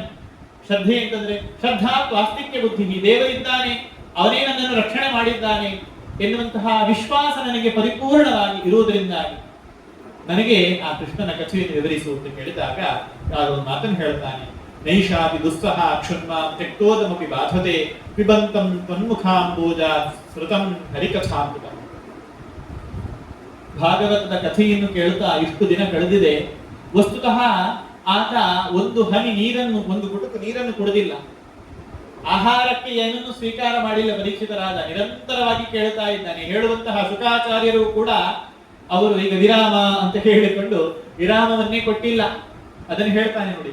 ನೈಷಾದಿ ದುಸ್ಸಹ ಕ್ಷುನ್ಮಾಂ ತ್ಯಕ್ತೋದಮಪಿ ಬಾಧತೆ. ನೀರನ್ನು ತ್ಯಾಗ ಮಾಡಿದ್ದೇನೆ, ಆಹಾರವನ್ನು ತ್ಯಾಗ ಮಾಡಿದ್ದೇನೆ. ಹೀಗೆ ಆಹಾರ ನೀರು ಇವೆರಡನ್ನೂ ತ್ಯಾಗ ಮಾಡಿರುವಂತಹ ನನಗೆ, ಸಾಮಾನ್ಯವಾಗಿ ಮನುಷ್ಯರಿಗೆ ಒಂದು ದಿನ ಎರಡು ದಿನ ಉಪವಾಸ ಕುತ್ಕೊಳ್ಳುವುದಾದ್ರೆ ಗರಿಷ್ಠ ಕುತ್ಕೊಳ್ಳಬಹುದು. 5-6 ದಿನಗಳ ಕಾಲವು ಹೀಗೆ ನೀರು ಆಹಾರ ಇಲ್ಲದೆ ಕುತ್ಕೊಳ್ಳುವುದು ಅಂತಂದ್ರೆ ತುಂಬಾ ಕಠಿಣವಾದದ್ದು. ಅದಲ್ಲದೆ ಒಂದು ಕಡೆಯಿಂದ ಮನಸ್ಸಿಗೆ ಕೆಲಸ ಆಗ್ತಾ ಇದೆ, ಕಿವಿಗಳು ಮನಸ್ಸು ಕೆಲಸ ಮಾಡ್ತಾ ಇವೆ, ಹಾಗಾಗಿ ಅಲ್ಲಿ ನಿದ್ರೆ ಇತ್ಯಾದಿಗಳ ಬಾಧೆಯೂ ಕೂಡ ಬರ್ತದೆ. ಆದ್ರೆ ಹೇಳ್ತಾನೆ ಯಾವುದೂ ನನ್ನನ್ನು ಬಾಧಿಸ್ತಾ ಇಲ್ಲ. ಯಾಕೆ? ತ್ವನ್ಮುಖಾಂಬೋಜ ಶ್ರುತಂ ಹರಿಕಥಾಮೃತಂ ಪಿಬಂತಂ. ನಿಮ್ಮ ಮುಖ ಕಮಲದಿಂದ, ಮುಖ ಎನ್ನುವಂತಹ ಕಮಲದಿಂದ ಅಮೃತಸ್ರಾವ ಆಗ್ತಾ ಇದೆ. ಹರಿಯ ಕಥೆಯ ಅಮೃತ ಎನ್ನುವುದು ಹೊರಗೆ ಬರ್ತಾ ಇರುವುದರಿಂದಾಗಿ ನನಗೆ ಜಗತ್ತಿನ ನೀರು ಬೇಕಾಗಿಲ್ಲ. ಆ ಅಮೃತದಿಂದಲೇ ನಾನು ತೃಪ್ತನಾಗ್ತಾ ಇದ್ದೇನೆ. ನನಗೆ ಕಿವಿಗೆ ನೀವು ಅಮೃತವನ್ನು ಸುರಿಸ್ತಾ ಇದ್ದೀರಿ, ನನ್ನ ಮನಸ್ಸಿಗೆ ಅಮೃತವನ್ನು ಸುರಿಸ್ತಾ ಇರುವುದರಿಂದಾಗಿ ನನಗೆ ಬಾಯಾರಿಕೆಗೆ, ಗಂಟಲಿಗೆ ನೀರು ಬೇಕಾಗಿಲ್ಲ. ಹಾಗಾಗಿ ನೀವು ಕೃಷ್ಣನ ಮಹಿಮೆಯನ್ನು ಮತ್ತಷ್ಟು ವಿಸ್ತಾರವಾಗಿ ಹೇಳಿ ಅಂತ ಕೇಳಿಕೊಳ್ತಾ ಇದ್ದಾನೆ ಪರೀಕ್ಷಿತರಾದ. ಅದಕ್ಕೆ ಶುಕಾಚಾರ್ಯರು ಏನು ಹೇಳಿದ್ರು ಅಂತ ಮಧ್ಯದಲ್ಲಿ ಸೂತ ಪುರಾಣಿಕರು ಶೌನಕರಿಗೆ ಹೇಳ್ತಾ ಇರುವಂತದ್ದು. ಸೂತ ಉವಾಚ ಏತಂ ನಿಶಮ್ಯ ಭೃಗುನಂದನ ಸಾಧುವಾದಂ ವೈಯಾಸಕಿಸ್ಸ ಭಗವಾನ್ ಅಥ ವಿಷ್ಣುರಾತಂ ಪ್ರತ್ಯರ್ಚ ಕೃಷ್ಣಚರಿತಂ ಕಲಿಕಲ್ಮಷಘ್ನಂ ಯಾಹರ್ತುಮಾರಭತ ಭಾಗವತ ಪ್ರಧಾನಃ. ಯಾವಾಗ ಪರೀಕ್ಷಿತ ಇಷ್ಟು ಆಸಕ್ತಿಯಿಂದ ನನಗೆ ಕೃಷ್ಣನ ಮಹಿಮೆಯನ್ನು ಹೇಳಿರಿ ಅಂತ ಕೇಳಿಕೊಳ್ತಾ ಇದ್ದಾನೆ, ಆವಾಗ ಶುಕಾಚಾರ್ಯರು ಕೃಷ್ಣನ ಸ್ಮರಣೆಯನ್ನು ಮಾಡಿಕೊಂಡು ಆ ಕೃಷ್ಣನ ಮಹಿಮೆಯನ್ನು ಹೇಳಲಿಕ್ಕೆ ತಾವು ಪ್ರವೃತ್ತಿಯನ್ನು ಮಾಡ್ತಾ ಇರ್ತದೆ. ಎಂತಹದ್ದು ಅಂತ ಹೇಳಿದ್ರೆ ಕಲಿಕಲ್ಮಷಘ್ನಂ. ಕಲಿಯ ದೋಷಗಳೇನಿವೆ ಅವೆಲ್ಲವನ್ನೂ ಕೂಡ ಪರಿಹಾರ ಮಾಡಿಕೊಡುವಂಥದ್ದು ಕೃಷ್ಣನ ಕಥೆ. ಅದಕ್ಕಾಗಿ ಕೃಷ್ಣವರ್ಣ ಕಲವು ಕೃಷ್ಣಂ ಸಾಂಗೋಪಾಂಗಂ ಸಪಾರ್ಷದಂ ಅಂತ ಹೇಳಿಕೊಂಡು ಕಲಿಯುಗದಲ್ಲಿ ಕೃಷ್ಣ ಆರಾಧನೆಯನ್ನು, ಕೃಷ್ಣ ರೂಪದ ಆರಾಧನೆಯನ್ನೇ ವಿಶೇಷವಾಗಿ ಮಾಡಬೇಕು ಅಂತ ಹೇಳುವಂಥದ್ದು ಆಕಾರ ಅಂತ. ಯಾಕೆ ಅಂತಂದ್ರೆ ಕಲಿಯ ದೋಷಗಳು ಅಂತಂದ್ರೆ ಮುಖ್ಯವಾಗಿ ನಮಗೆ ಬರುವಂತದ್ದು ಅಜ್ಞಾನ. ಯಾಕೆ? ಕಲಿಯ ಸ್ವರೂಪವೇ ಅಜ್ಞಾನ ಮಿಥ್ಯಾಮತಿ ರೂಪತೋಸವು ಅಂತ ಹೇಳಿಕೊಂಡು ತಿಳುವಳಿಕೆ ಇಲ್ಲ, ಏನೋ ತಿಳ್ಕೊಂಡಿದ್ದಾನೆ ಅಂತ ಭಾವಿಸೋಣ ಅಂತಾನೆ ತಪ್ಪು ತಿಳುವಳಿಕೆ. ಅಜ್ಞಾನ ಮಿಥ್ಯಾಜ್ಞಾನ, ಸರಿಯಾದ ಜ್ಞಾನ ಇಲ್ಲ. ಒಂದೋ ತಿಳ್ಕೊಂಡೇ ಇರುವುದಿಲ್ಲ, ಅಥವಾ ಏನೋ ಸ್ವಲ್ಪ ತಿಳ್ಕೊಂಡಿದ್ದೇನೆ ಅಂತ ತೋರಿಸಿಕೊಳ್ಳಿಕ್ಕೆ ಹೋಗ್ತಾನೆ, ಅಲ್ಲಿರುವಂಥದ್ದು ವಿಪರೀತ ಜ್ಞಾನವೇ. ಅದು ವಿಪರೀತ ಜ್ಞಾನ ಅಂತ ಗೊತ್ತಿಲ್ಲ, ಆ ಒಂದು ಅಜ್ಞಾನ. ಅದಕ್ಕೆ ಗೋವಿಂದಾಚಾರ್ಯರು ಬಹಳ ಸುಂದರವಾಗಿ ಹೇಳ್ತಾರೆ, ಈಗಿನ ಮನುಷ್ಯರಲ್ಲಿ, ಈಗಿನ ಪಂಡಿತರಲ್ಲಿ ಎಂಥದ್ದಿರುವುದು ಅಂತ ಕೇಳಿದ್ರೆ, ನನಗೆ ಗೊತ್ತಿಲ್ಲ ಎನ್ನುವುದು ಗೊತ್ತಿಲ್ಲ, ಹಾಗಾಗಿ ಎಲ್ಲವನ್ನೂ ತಿಳ್ಕೊಂಡಿದ್ದೇನೆ ನಾನು ಅಂತ ಓಡಾಡ್ತಾ ಇರ್ತಾರೆ. ಅದೇ ಕಲಿಯುಗದ ಸ್ವಭಾವ ಮುಖ್ಯವಾಗಿ. ಇದು ಎಲ್ಲಿ ಸಮಸ್ಯೆ ಕೊಡುವುದು ಅಂತ ಕೇಳಿದ್ರೆ, ಯಾವುದೋ ಒಂದು ವಿಷಯದ ಬಗ್ಗೆ ಕೇಳಲಿಕ್ಕೆ ಹೋದಾಗ ಅವರಿಗೆ ಗೊತ್ತಿರುವುದಿಲ್ಲ, ನನಗೆ ಗೊತ್ತಿಲ್ಲ ಅಂತ ತೋರಿಸಿಕೊಟ್ರೆ ಮರ್ಯಾದೆ ಹೋಗ್ತಾರೆ. ಹಾಗಾಗಿ ಏನೋ ಒಂದಿಷ್ಟು ಅಸಂಬದ್ಧ ಹೇಳುವುದು. ಅದಕ್ಕೆ ನಾವು ಸಾಮಾನ್ಯವಾಗಿ ಕಾಣ್ತೇವೆ, ಅಲ್ಲಿ ಹೇಳಿರುವಂತಹ ಒಂದು ಅಸಂಬದ್ಧವನ್ನು ಕೇಳಿಕೊಂಡು ಜನರು ಅದನ್ನೇ ಸತ್ಯ ಅಂತ ನಂಬಿಕೊಂಡು ಓಡಾಡುವಂಥದ್ದು. ಇವರ ಹತ್ರ ಮತ್ತೆ ನೀವು ಹಾಗೆ ಹೇಳಿದ್ರಲ್ವ, ನಾನು ಇಲ್ಲಿ ಹಾಗೆ ಹೇಳಿದೆ ಅಂತ ಹೇಳಿಕೊಂಡು ಮತ್ತೆ ಇವರು ಬರೆಯುವಂಥದ್ದು. ನೋಡಿ, ಕೃಷ್ಣ ತಿರುಗಿದ್ದಾನೆ ಅಂತ ಹೇಳಿಕೊಂಡು ಸುಮ್ಮನೆ ಕಟ್ಟುಕಥೆ ಅಂತ. ನಿಜವಾಗಿಯೂ ಕೂಡ ಉಡುಪಿಯ ಕೃಷ್ಣ ತಾನು ತಿರುಗಿದ್ದಲ್ಲ, ಕನಕದಾಸರಿಗೆ ಅನುಗ್ರಹ ಮಾಡಿಯೇ ಮಾಡಿದ್ದಾನೆ ಅವ.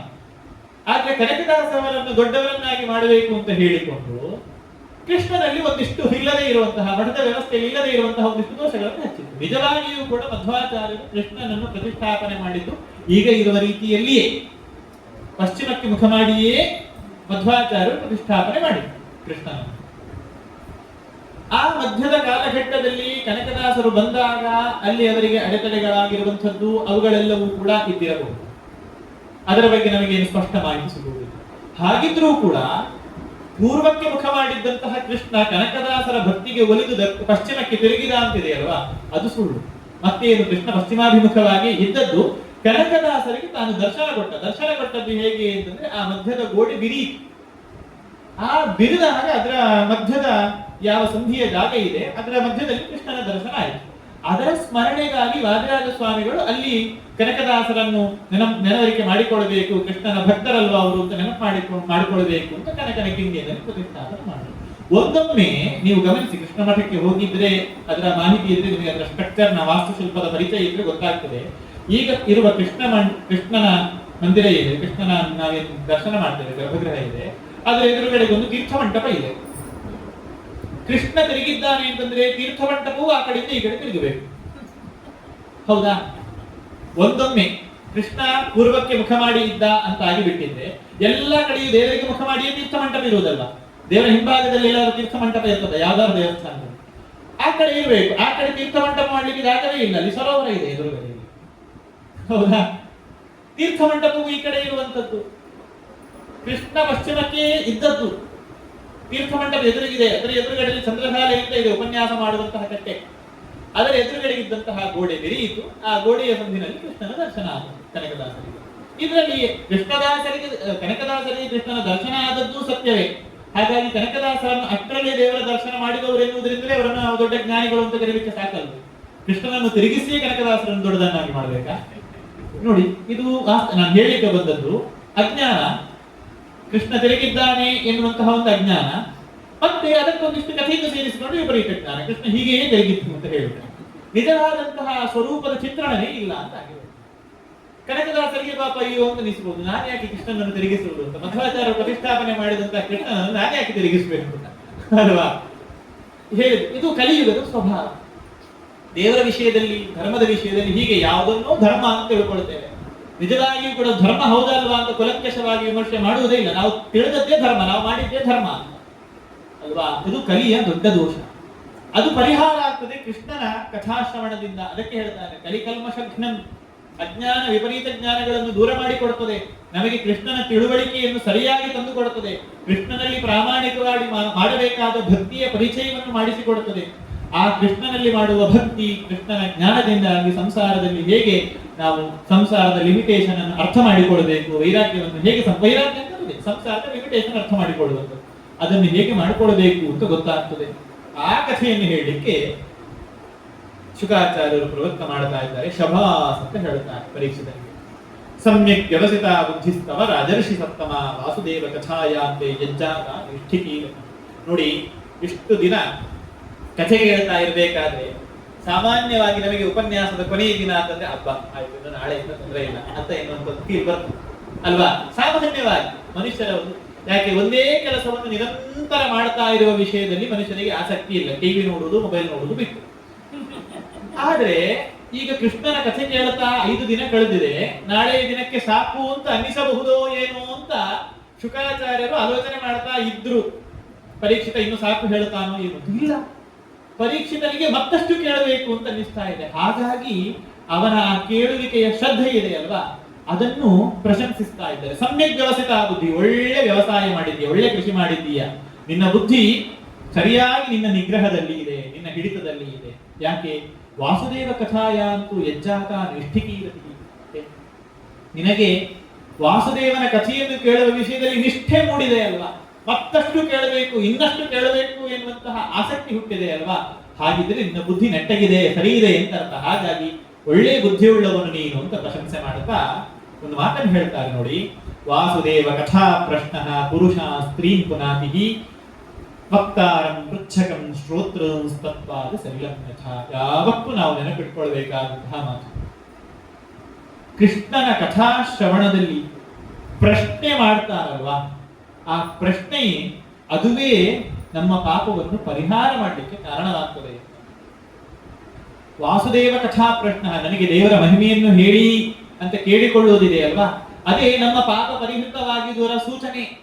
ದೇವರು ನಮ್ಮ ಪಾಪವನ್ನು ಪರಿಹಾರ ಮಾಡಬೇಕು ಅಂತ ಸಂಕಲ್ಪ ಮಾಡಿದ್ದಾನೆ ಅಂತ ಬಂದ್ರೆ ನಾವು ದೇವರ ದೃಷ್ಟಿಯ ಒಳಗೆ ಬಿದ್ದಿದ್ದೇವೆ ಅಂತ ಅರ್ಥ. ಕೇಳಿಕೊಳ್ತೇವೆ ನಾವು ನಿತ್ಯ ಪ್ರಾರ್ಥನೆಯಲ್ಲಿ, ಆಯತಾಭ್ಯಾಂ ವಿಶಾಲಾಭ್ಯಾಂ ಶೀತಲಾಭ್ಯಾಂ ಕೃಪಾನಿಧೆ ಕರುಣಾರಸ ಪೂರ್ಣಾಭ್ಯಾಂ ಲೋಚನಾಭ್ಯಾಂ ವಿಲೋಕಯ ಅಂತ. ಅಗಲವಾದ ಕಣ್ಣುಗಳಿಂದ, ತೇವವಾದ ಆರ್ದ್ರವಾದ ಕಣ್ಣುಗಳಿಂದ ನಮ್ಮನ್ನು ನೋಡು ಸ್ವಾಮಿ, ನೀನು ಹಾಗೆ ನಮ್ಮನ್ನು ಕಂಡ್ರೆ ನಾವು ಉದ್ಧಾರ ಆಗ್ತೇವೆ. ಯಾಕೆ ಅಂತಂದ್ರೆ ನಾವು ದೇವರನ್ನು ನೋಡುವುದು ಮುಖ್ಯ ಅಲ್ಲ, ನೋಡಬೇಕು ನಾವು ದೇವರನ್ನು, ದೇವರು ನಮ್ಮನ್ನು ನೋಡಬೇಕು. ಹೇಗೆ ನೋಡಬೇಕು ದೇವರನ್ನು? ಅರಳುಗಣ್ಣಿನಿಂದ, ಇವನನ್ನ ಭಕ್ತ, ಇವನನ್ನು ನಾನು ಉದ್ಧಾರ ಮಾಡಬೇಕು ಅಂತ ದೇವರ ಅರಳುಗಣ್ಣಿನಿಂದ ನೋಡ್ಬೇಕಂತ. ಅದಕ್ಕಾಗಿ ನಿತ್ಯ ಪ್ರಾರ್ಥನೆ ಮಾಡುದು, ನೀನು ಕೃಪಾನಿಧಿ, ಕರುಣೆಯ ಸಾಗರ ನೀನು, ಹಾಗಾಗಿ ನಮ್ಮನ್ನು ಅರಳುಗಣ್ಣಿನಿಂದ ನೋಡು, ಅದರಿಂದ ನಾವು ಉದ್ಧಾರ ಆಗ್ತೇವೆ. ಅಂದ್ರೆ ದೇವರ ದರ್ಶನ ಆಗಬೇಕು, ದೇವರು ನಮ್ಮನ್ನು ನೋಡಬೇಕು ಅಂತಂದ್ರೆ ಪಾಪ ಪರಿಹಾರ ಆಗಬೇಕು. ದೇವರು ನೋಡಬೇಕು ಅಂದ್ರೆ ಹಾಗೆ ಠಣ್ ಅಂತ ದರ್ಶನ ಕೊಡುವುದಿಲ್ಲ ದೇವರು. ಅವನ ಮಹಿಮಾಜ್ಞಾನ ಇರಬೇಕು ನಮಗೆ, ಅವನಲ್ಲಿ ಅವನ ಜ್ಞಾನ ಸಂಪಾದನೆ ಮಾಡಿಕೊಂಡು ಅವನಲ್ಲಿ ಭಕ್ತಿ ಮಾಡಬೇಕು. ಆ ಭಕ್ತಿ ಮಾಡಿದಾಗ ಭಕ್ತಿ ದೇವರಿಗೆ ತಲುಪಿತು ಅಂತಂದ್ರೆ ಹಾ ಸರಿ, ನನ್ನಲ್ಲಿ ಚೆನ್ನಾದ ಭಕ್ತಿ ಮಾಡ್ತಾ ಇದ್ದಾನೆ, ಇವನನ್ನು ನಾನು ಉದ್ಧಾರ ಮಾಡಬೇಕು, ಇವನಿಗೆ ನನ್ನ ದರ್ಶನವನ್ನು ಕೊಡಬೇಕು ಅಂತ ದೇವರ ಆಲೋಚನೆ ಮಾಡುತ್ತಾನೆ. ಹಾಗಾಗಿ ಹೇಳ್ತಾ ಇದ್ದಾರೆ ನೋಡಿ, ವಾಸುದೇವ ಕಥಾ ಪ್ರಶ್ನ, ದೇವರ ಕಥೆಯ ಪ್ರಶ್ನೆ ಏನಿದೆ ಮೂವರನ್ನು ಪವಿತ್ರರನ್ನಾಗಿ ಮಾಡ್ತದಂತೆ. ಯಾರನ್ನು?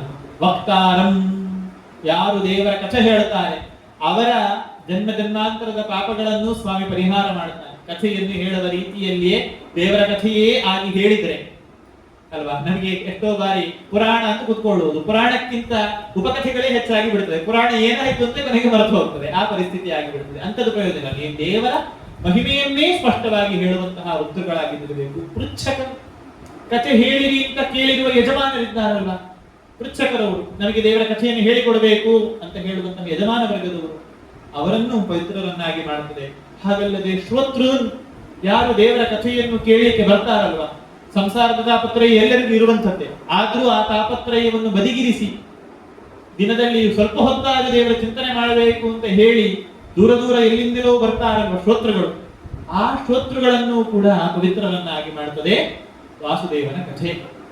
ಹೇಳ್ತದೊಂದು ಉದಾಹರಣೆಯನ್ನು ಹೇಳ್ತಾರೆ. ತತ್ಪಾದ ಸಲಿಲಂ ಯಥಾ, ದೇವರ ತೀರ್ಥ ಇದೆ, ದೇವರ ತೀರ್ಥ ಪವಿತ್ರ, ಅದನ್ನು ಯಾರೇ ಸ್ವೀಕಾರ ಮಾಡಿದ್ರೂ ಕೂಡ ಅವರನ್ನು ಪವಿತ್ರವನ್ನಾಗಿ ಮಾಡುತ್ತದೆ. ಹೇಗೋ ತೀರ್ಥ, ದೇವರ ಕಥೆ ಎನ್ನುವುದು ಕೂಡ ಒಂದು ತೀರ್ಥವೇ.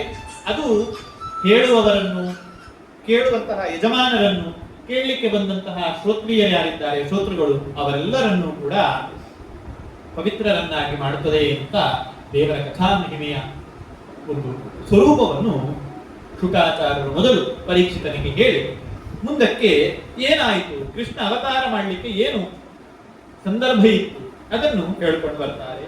ಭೂಮಿ ನೃಪ್ತ ನೃಪವ್ಯಾಜ ದೈತ್ಯಾನೀಕ ಶತಾಯುತೈ ಆಕ್ರಾಂತ ಭೂರಿಭಾರೇಣ ಬ್ರಹ್ಮಾಣಂ ಶರಣಂಗೆಯೋ. ಭೂಮಿಯಲ್ಲಿ ಎಲ್ಲ ದುಷ್ಟರು ಸೇರಿಕೊಂಡು ಬಿಟ್ಟಿದ್ದಾರೆ. ಯಾಕೆ ಭೂದೇವಿಗೆ ಬೇಸರ ಅಂತ ಕೇಳಿದ್ರೆ ಅವಳೆಲ್ಲವನ್ನು ಸಹಿಸಿಕೊಳ್ತಾಳೆ. ನಾವು ರುಕ್ಮಿಣೀಶ ವಿಜಯದಲ್ಲೂ ಅಲ್ಲಿ ವಾದಿರಾಜ ಸ್ವಾಮಿಗಳು ಬಹಳ ಸುಂದರವಾಗಿ ಇದನ್ನು ವರ್ಣನೆ ಮಾಡಿದ್ದಾರೆ. ವಾಸ್ತವಿಕವಾಗಿ ಅವಳಿಗೆ ಇರುವುದ ಹೆಸರೇ ಕ್ಷಮಯಾದ ಧರಿತ್ರಿ ಅಂತ ನಾವು ಕೇಳುತ್ತೇವೆ. ಸರ್ವಂಸಹ ಅಂತ ಅವಳಿಗೆ ಹೆಸರು. ಎಲ್ಲವನ್ನು ಸಹಿಸಿಕೊಳ್ತಾಳೆ ಅವಳು, ಯಾವುದನ್ನು ಕೂಡ ತಿರಸ್ಕರಿಸುವುದಿಲ್ಲ.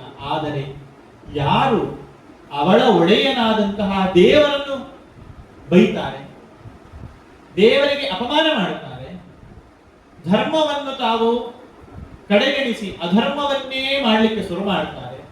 ಅಧರ್ಮ ಮಾಡುವುದು ಅಂದರೆ ದೇವರಿಗೆ ಮಾಡುವ ನೇರ ಅಪಚಾರ ಅಂತ. ಹಾಗೆ ದೇವರಿಗೆ ಅಪಚಾರ ಮಾಡಿದ್ರೆ ಮಾತ್ರ ಅವಳಿಗೆ ಸಹಿಸಿಕೊಳ್ಳಿಕ್ಕಾಗುವುದಿಲ್ಲ. ಅದಕ್ಕೆ ಅವಳಿಗೆ ದುಃಖಿತರಾಗಿದ್ದಾಳೆ. ಯಾಕೆ? ಭೂಮಿ ತುಂಬಾ ದುಷ್ಟರು ಸೇರಿಕೊಂಡು ಬಿಟ್ಟಿದ್ದಾರೆ. ಜರಾಸಂಧನ ನೇತೃತ್ವದಲ್ಲಿ ಒಂದು ದೊಡ್ಡ ದುಷ್ಟರ ಸಮೂಹವೇ ಲೋಕದಲ್ಲಿ ಉಪದ್ರವ ಮಾಡ್ತಾ ಉಂಟು. ಶಿಶುಪಾಲ ದಂತವಕ್ರರಾಗಿದ್ದಿರಬಹುದು, ಕಂಸ ಆಗಿದ್ದಿರಬಹುದು, ಹಂಸ ಲಿಭಿಕರಾಗಿದ್ದಿರಬಹುದು, ಅನೇಕ ಮಂದಿ. ಎಲ್ಲರಿಗೂ ನಾಯಕನಾಗಿದ್ದವನು ಜರಾಸಂಧ. ಆ ಒಂದು ದುಷ್ಟರ ಗಣನದಿಂದಾಗಿ ಭೂಮಿಯಲ್ಲಿ ಎಲ್ಲಾ ಕಡೆಯೂ ಕೂಡ ಅಧರ್ಮವೇ ತಾಂಡವ ಆಡ್ತಾ ಉಂಟು. ಅದರಿಂದ ಭೂದೇವಿಗೆ ಬೇಸರ ಆಗ್ತಾ ಇದೆ. ಆಕೆ ತನ್ನ ಖಿನ್ನತೆಯನ್ನು, ತನ್ನ ದುಃಖವನ್ನು ತೋಡಿಕೊಡ್ಲಿಕ್ಕೋಸ್ಕರ ತಾನು ಹಸುವಿನ ರೂಪದಲ್ಲಿ ಹೋಗ್ತಾನೆ. ಯಾಕೆ ಅಂತಂದ್ರೆ ದೇವರಿಗೆ ಒಂದು ಹೆಸರಿದೆ, ಗೋ ಬ್ರಾಹ್ಮಣ ಹಿತಾಯ ಚ ಅಂತ ನಾವು ದೇವರನ್ನು ಸ್ತುತಿ ಮಾಡ್ತೇವೆ. ದೇವರಿಗೆ ನಮೋ ಬ್ರಹ್ಮಣ್ಯ ದೇವಾಯ ಗೋ ಬ್ರಾಹ್ಮಣ ಹಿತಾಯ ಚ ಅಂತ. ಹಸು ಮತ್ತೆ ಬ್ರಾಹ್ಮಣರು ಅಂದ್ರೆ ಜ್ಞಾನಿಗಳು ಯಾರಿದ್ದಾರೆ, ಬ್ರಹ್ಮಜ್ಞಾನಿಗಳು, ಅವರನ್ನು ಕಂಡ್ರೆ ದೇವರಿಗೆ ತುಂಬಾ ಒಲವು. ಅವರನ್ನು ಬೇಗ ತಾನು ಹರಸ್ತಾನೆ. ಯಾಕೆ? ಹಸುವಿನಂತಹ ಸಾಧು ಪ್ರಾಣಿ ಜಗತ್ತಿನಲ್ಲಿ ಮತ್ತೊಂದು ಸಿಗುವುದಿಲ್ಲ, ಬ್ರಹ್ಮಜ್ಞಾನಿಗಳಂತ ಲೋಕೋಪಕಾರಕರು ಮತ್ತೊಬ್ಬರು ಸಿಗುವುದಿಲ್ಲ ಎನ್ನುವ ಕಾರಣಕ್ಕಾಗಿ ಆ ದೇವರಿಗೆ ಅವರ ಮೇಲೆ ತುಂಬಾ ಒಲವು. ಅಂತಹ ಹಸುವಿನ ರೂಪವನ್ನು ತಾಳಿಕೊಂಡು ಭೂದೇವಿ ತಾನು ಹೋಗಿದ್ದಾಳೆ. ತಾನು ಬ್ರಹ್ಮಾದಿ ದೇವತೆಗಳಿಂದ ಸಹಿತಳಾಗಿ, ಯಾಕೆ ಬ್ರಹ್ಮದೇವರ ಹತ್ರ ಎಲ್ಲರೂ ಹೋಗಿ ತನ್ನ ದುಃಖವನ್ನು ತೋಳ್ಕೊಂಡಿದ್ದಾಳೆ. ಭೂಮಿಯಲ್ಲಿ ದುಷ್ಟರ ಭಾರ ಹೆಚ್ಚಾಗಿದೆ, ಅದನ್ನು ನಿಗ್ರಹ ಮಾಡಲಿಕ್ಕೆ ಪರಮಾತ್ಮನಲ್ಲಿ, ಭಗವಂತನಲ್ಲಿ ಪ್ರಾರ್ಥನೆ ಮಾಡಿಕೊಳ್ಳಬೇಕಾಗಿದೆ ಎನ್ನುವ ಮಾತುಗಳನ್ನೆಲ್ಲ ತಾನು ಆ ಬ್ರಹ್ಮಾದಿ ದೇವತೆಗಳಿಗೆ ತಿಳಿಸಿ ಅವರೆಲ್ಲರೂ ಕೂಡ ತಾವು ಭಗವಂತನ ಬಳಿಗೆ ಹೋಗ್ತಾರೆ. ಅಲ್ಲಿ ಹೋಗಿ ಬ್ರಹ್ಮದೇವರು ವಿಶೇಷವಾಗಿ ಪುರುಷಭಕ್ತ ಮಂತ್ರಗಳಿಂದೆಲ್ಲ ಆ ದೇವನನ್ನು ಸ್ತುತಿ ಮಾಡುತ್ತಾರೆ. ಸ್ತುತಿ ಮಾಡಿ ಬಳಿಕ ತಾವು ಬಂದ ಕಾರಣವನ್ನು ತಿಳಿಸ್ತಾರೆ. ಹೀಗೆ ಲೋಕದಲ್ಲಿ ಅಧಾರ್ಮಿಕರು ತಾಂಡವವಾಡ್ತಾ ಇದ್ದಾರೆ, ಅಧರ್ಮ ತಲೆ ಎತ್ತಿ ನಿಂತಿದೆ, ಹಾಗಾಗಿ ಅದನ್ನು ನಿಗ್ರಹ ಮಾಡಬೇಕಾಗಿದೆ, ನೀನು ಅವತಾರ ಮಾಡಿ ಬರಬೇಕು ಸ್ವಾಮಿ ಅಂತ. ಸರಿ ಆಯಿತು ಅಂತ ಭಗವಂತ ಚತುರ್ಮುಖ ಬ್ರಹ್ಮದೇವರಿಗೆ ಹೀಗೆ ಮಾಡಬೇಕು ಅಂತ ಉಪದೇಶವನ್ನು ಕೊಟ್ಟ. ಆ ಬ್ರಹ್ಮದೇವರಿಗೆ ಕೊಟ್ಟ ಉಪದೇಶವನ್ನು ಬ್ರಹ್ಮದೇವರು ತಾವು ಮತ್ತೆ ಉಳಿದ ದೇವತೆಗಳಿಗೆ ಹೇಳಿಕೊಂಡು ಬರ್ತಾರೆ. ಹೀಗೆ ಭಗವಂತ ಭೂಭಾರದ ಪರಿಹಾರಕ್ಕಾಗಿ, ಭೂಮಿಯಲ್ಲಿ ಉಂಟಾಗಿರುವಂತಹ ದುಷ್ಟ ಜನರನ್ನು ನಿರ್ನಾಮ ಮಾಡುವುದಕ್ಕಾಗಿ ತಾನು ಅವತಾರ ಮಾಡಿ ಬರ್ತೇನೆ ಎಂದು ಸಂಕಲ್ಪ ಮಾಡಿದ್ದಾನೆ. ಹಾಗೆಯೇ ಉಳಿದ ದೇವತೆಗಳಿಗೆಲ್ಲರಿಗೂ ಕೂಡ ಆದೇಶವನ್ನಿಟ್ಟಿದ್ದಾನೆ. ದೇವತೆಗಳು ಕೂಡ ತಾವು ಭೂಮಿಯಲ್ಲಿ ಅವತರಿಸಿ ಬರಬೇಕಾಗಿದೆ ಅಂತ ಹೇಳಿಕೊಂಡು ಚತುರ್ಮುಖ ಬ್ರಹ್ಮದೇವರು ಉಳಿದ ದೇವತೆಗಳಿಗೆಲ್ಲ ತಾವು ತಿಳಿಸ್ತಾರೆ. ಭಗವಂತ ತಾನು ಮಾತ್ರ ಅವತಾರ ಮಾಡಿ ಬರುವುದಲ್ಲದೆ ದೇವರ ಆಸನವಾಗಿರುವಂತಹ ಶೇಷದೇವ ಆತನೂ ಅವತಾರ ಮಾಡಿ ಬರ್ತಾ ಇದ್ದಾನೆ. ಭಗವಂತನ ತಂಗಿಯಾಗಿರುವಂತಹ ದುರ್ಗಾದೇವಿ ಆಕೆಯೂ ಕೂಡ ಅವತಾರ ಮಾಡಿ ಬರ್ತಾಳೆ ಅಂತೆಲ್ಲ ಆ ಮಾತನ್ನು ಬ್ರಹ್ಮದೇವರು ಉಳಿದ ದೇವತೆಗಳಿಗೆ ಹೇಳಿ ನೀವು ಕೂಡ ಆ ಅವತಾರ ಮಾಡಿ ಬರಬೇಕು ಅಂತ ಹೇಳಿ. ಹೀಗೆ ಮೇಲ್ಗಡೆಯಲ್ಲಿ ಚತುರ್ಮುಖ ಬ್ರಹ್ಮದೇವರು ದೇವತೆಗಳಿಗೆ ಭಗವಂತನ ಆದೇಶವನ್ನು ತಿಳಿಸಿದ್ರು. ಈ ಕಡೆಯಲ್ಲಿ ಕೆಳಗಡೆ ಏನಾಯಿತು ಅದನ್ನು ಶುಕಾಚಾರ್ಯರು ಮುಂದೆ ಹೇಳುತ್ತಾರೆ. ಶೂರಸೇನೋ ಯದುಪತಿ ಮಥುರಾ ಮಾವಸಂಪುರೀಂ ನಾಥುರಾನ್ ಶೂರಸೇನ ಅಂತ ವಿಷಯ ಭುಜೇಶ್ವರ. ಭೂಮಿಯಲ್ಲಿ ಮಥುರಾ ಪಟ್ಟಣವನ್ನು ಶೂರಸೇನ ತಾನು ಆಗ ನೋಡಿಕೊಳ್ತಾ ಇದ್ದಂತಹ ರಾಜ. ಆ ಶೂರಸೇನನಿಗೆ ಮಥುರಾ ಪಟ್ಟಣ ಅಂದ್ರೆ ಅಲ್ಲಿ ಮುಖ್ಯವಾಗಿ ರಾಜಧಾನಿ ಆಗಿದ್ದದ್ದು ಮಥುರೆ. ಅದರ ಸುತ್ತಲೂ ಕೂಡ ಬೃಹದ್ವನ ಬ್ರಜ ಅಂತೆಲ್ಲ ಹೇಳಿಕೊಂಡು ಅದರ ಸುತ್ತಲಿನ ಹುಲ್ಲುಗಾವಲಿನ ಪ್ರದೇಶಗಳು ಅಲ್ಲೆಲ್ಲ ನೋಡಿಕೊಳ್ಳಿಕ್ಕೆ ವ್ಯವಸ್ಥೆ ಆಗಿದ್ದದ್ದು ನಂದಗೋಪನಿಗೆ. ಈ ಮಥುರಾ ಪಟ್ಟಣದಲ್ಲಿ ಶೂರಸೇನ ತಾನು ನೋಡಿಕೊಳ್ತಾ ಇರಬೇಕಾದ್ರೆ ಅಲ್ಲಿ ವಸ್ತುತಃ ಯದುವಂಶ ಹೇಗೆ ಮುಂದೆ ಬೆಳ್ಕೊಂಡು ಬಂದಿದೆ ಎನ್ನುವ ಕಥೆಯನ್ನು ಸಂಕ್ಷಿಪ್ತವಾಗಿ ಇಲ್ಲಿ ಹೇಳ್ತಾರೆ. ಶೂರಸೇನನ ಮಗ ವಸುದೇವ. ಅದೇ ರೀತಿ ಈ ಯದುವಂಶದಲ್ಲೇ ಮತ್ತೊಬ್ಬ ರಾಜ ಆಹುಕ ಅಂತ. ಆ ಆಹುಕನಿಗೆ ಇಬ್ಬರು ಮಕ್ಕಳು, ಒಬ್ಬ ದೇವಕ ಮತ್ತೊಬ್ಬ ಉಗ್ರಸೇನ. ಆ ದೇವಕನ ಮಗಳು ದೇವಕಿ, ಉಗ್ರಸೇನನ ಮಗ ಕಂಸ. ಮಗ ಅಂತಂದ್ರೆ ವಾಸ್ತವಿಕವಾಗಿ ಅವನ ಜನ್ಮ ವೃತ್ತಾಂತ ಮುಂದೆ ಭಾಗವತವೇ ಹೇಳ್ತದೆ, ಸಾಕ್ಷಾತ್ ಮಗ ಅಲ್ಲ. ಈಗ ಲೋಕದಲ್ಲಿ ಹಾಗೆ ಪ್ರಸಿದ್ಧನಾಗಿದ್ದಾನೆ ಉಗ್ರಸೇನನ ಮಗ ಕಂಸ ಅಂತ. ಅಲ್ಲೊಂದು ವಿಶೇಷತೆ ಏನಿದೆ ಅಂತ ನೋಡಿ. ಈಗ ಸಂಬಂಧದಲ್ಲಿ ದೇವಕ ಹಾಗೂ ಉಗ್ರಸೇನ ಇವರಿಬ್ಬರು ಕೂಡ ಅಣ್ಣ ತಮ್ಮಂದಿರಾದದ್ರಿಂದಾಗಿ, ಇಬ್ಬರು ಆಹುಕನ ಮಕ್ಕಳಾದದ್ರಿಂದಾಗಿ ದೇವಕಿ ಹಾಗೂ ಕಂಸ ಅಣ್ಣ ತಂಗಿಯರ. ಆದ್ರೆ ದೇವಕಿ ಕಂಸನಿಗೆ ಮತ್ತೊಂದು ಸಂಬಂಧವೂ ಇದೆ.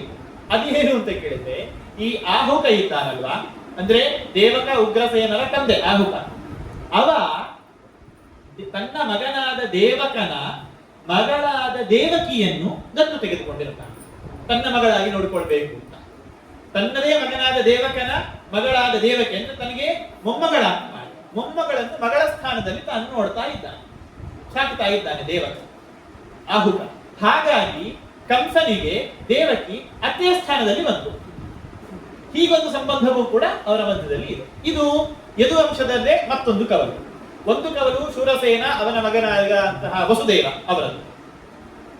ಈ ವಸುದೇವನಿಗೆ ಪ್ರಕೃತ ದೇವಕನ ಮಗಳಾದಂತಹ ಆಹುಕನ ಸಾಕು ಮಗಳೆನಿಸಿಕೊಂಡಿರುವಂತಹ ದೇವಕಿಯ ಜೊತೆಗೆ ವಿವಾಹ.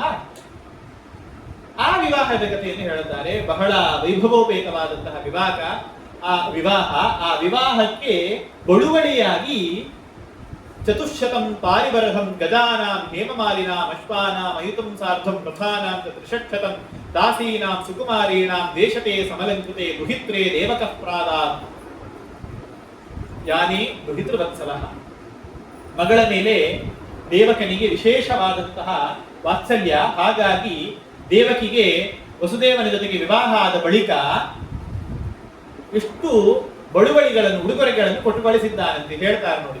ಚತುಶತಂ ಪಾರಿಬರಹಂ, 400 ಒಳ್ಳೆ ಅಲಂಕಾರಗಳಿಂದ ಶೋಭಿತವಾಗಿರುವಂತಹ ಆನೆಗಳು, ಹಾಗೆ 15,000 ಕುದುರೆಗಳು, 18,000 ರಥಗಳು, 200 ದಾಸಿಯರು. ಅವರು ಎಂತವರು?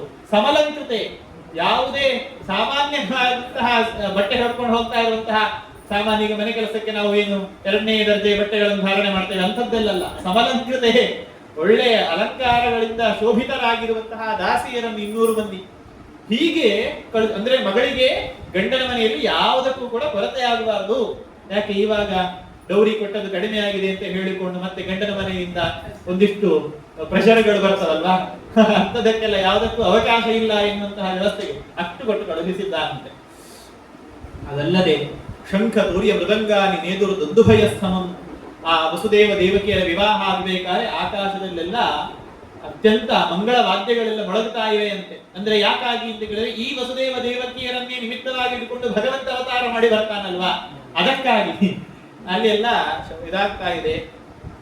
ಈತ ಹೊರಟಿದ್ದ ವಸುದೇವ ದೇವಕಿಯರು ಆ ರಥದ ಸಾರಥ್ಯವನ್ನು ಮಾಡಲಿಕ್ಕೆ ಕಂಸ ತಾನೇ ಕೂತಿದ್ದ. ಅಂದ್ರೆ ತಂಗಿಯ ಮೇಲೆ ತುಂಬಾ ಪ್ರೀತಿ ಕಂಸನಿಗೆ. ಹೇಳ್ತಾರೆ ನೋಡಿ, ಪತಿ ಪ್ರಗ್ರಹಿಣಂ ಕಂಸಂ, ಹಗ್ಗ ಹಿಡ್ಕೊಂಡು ತಾನೇ ಸಾರಥ್ಯ ಮಾಡ್ತಾ ಇದ್ದಾನೆ.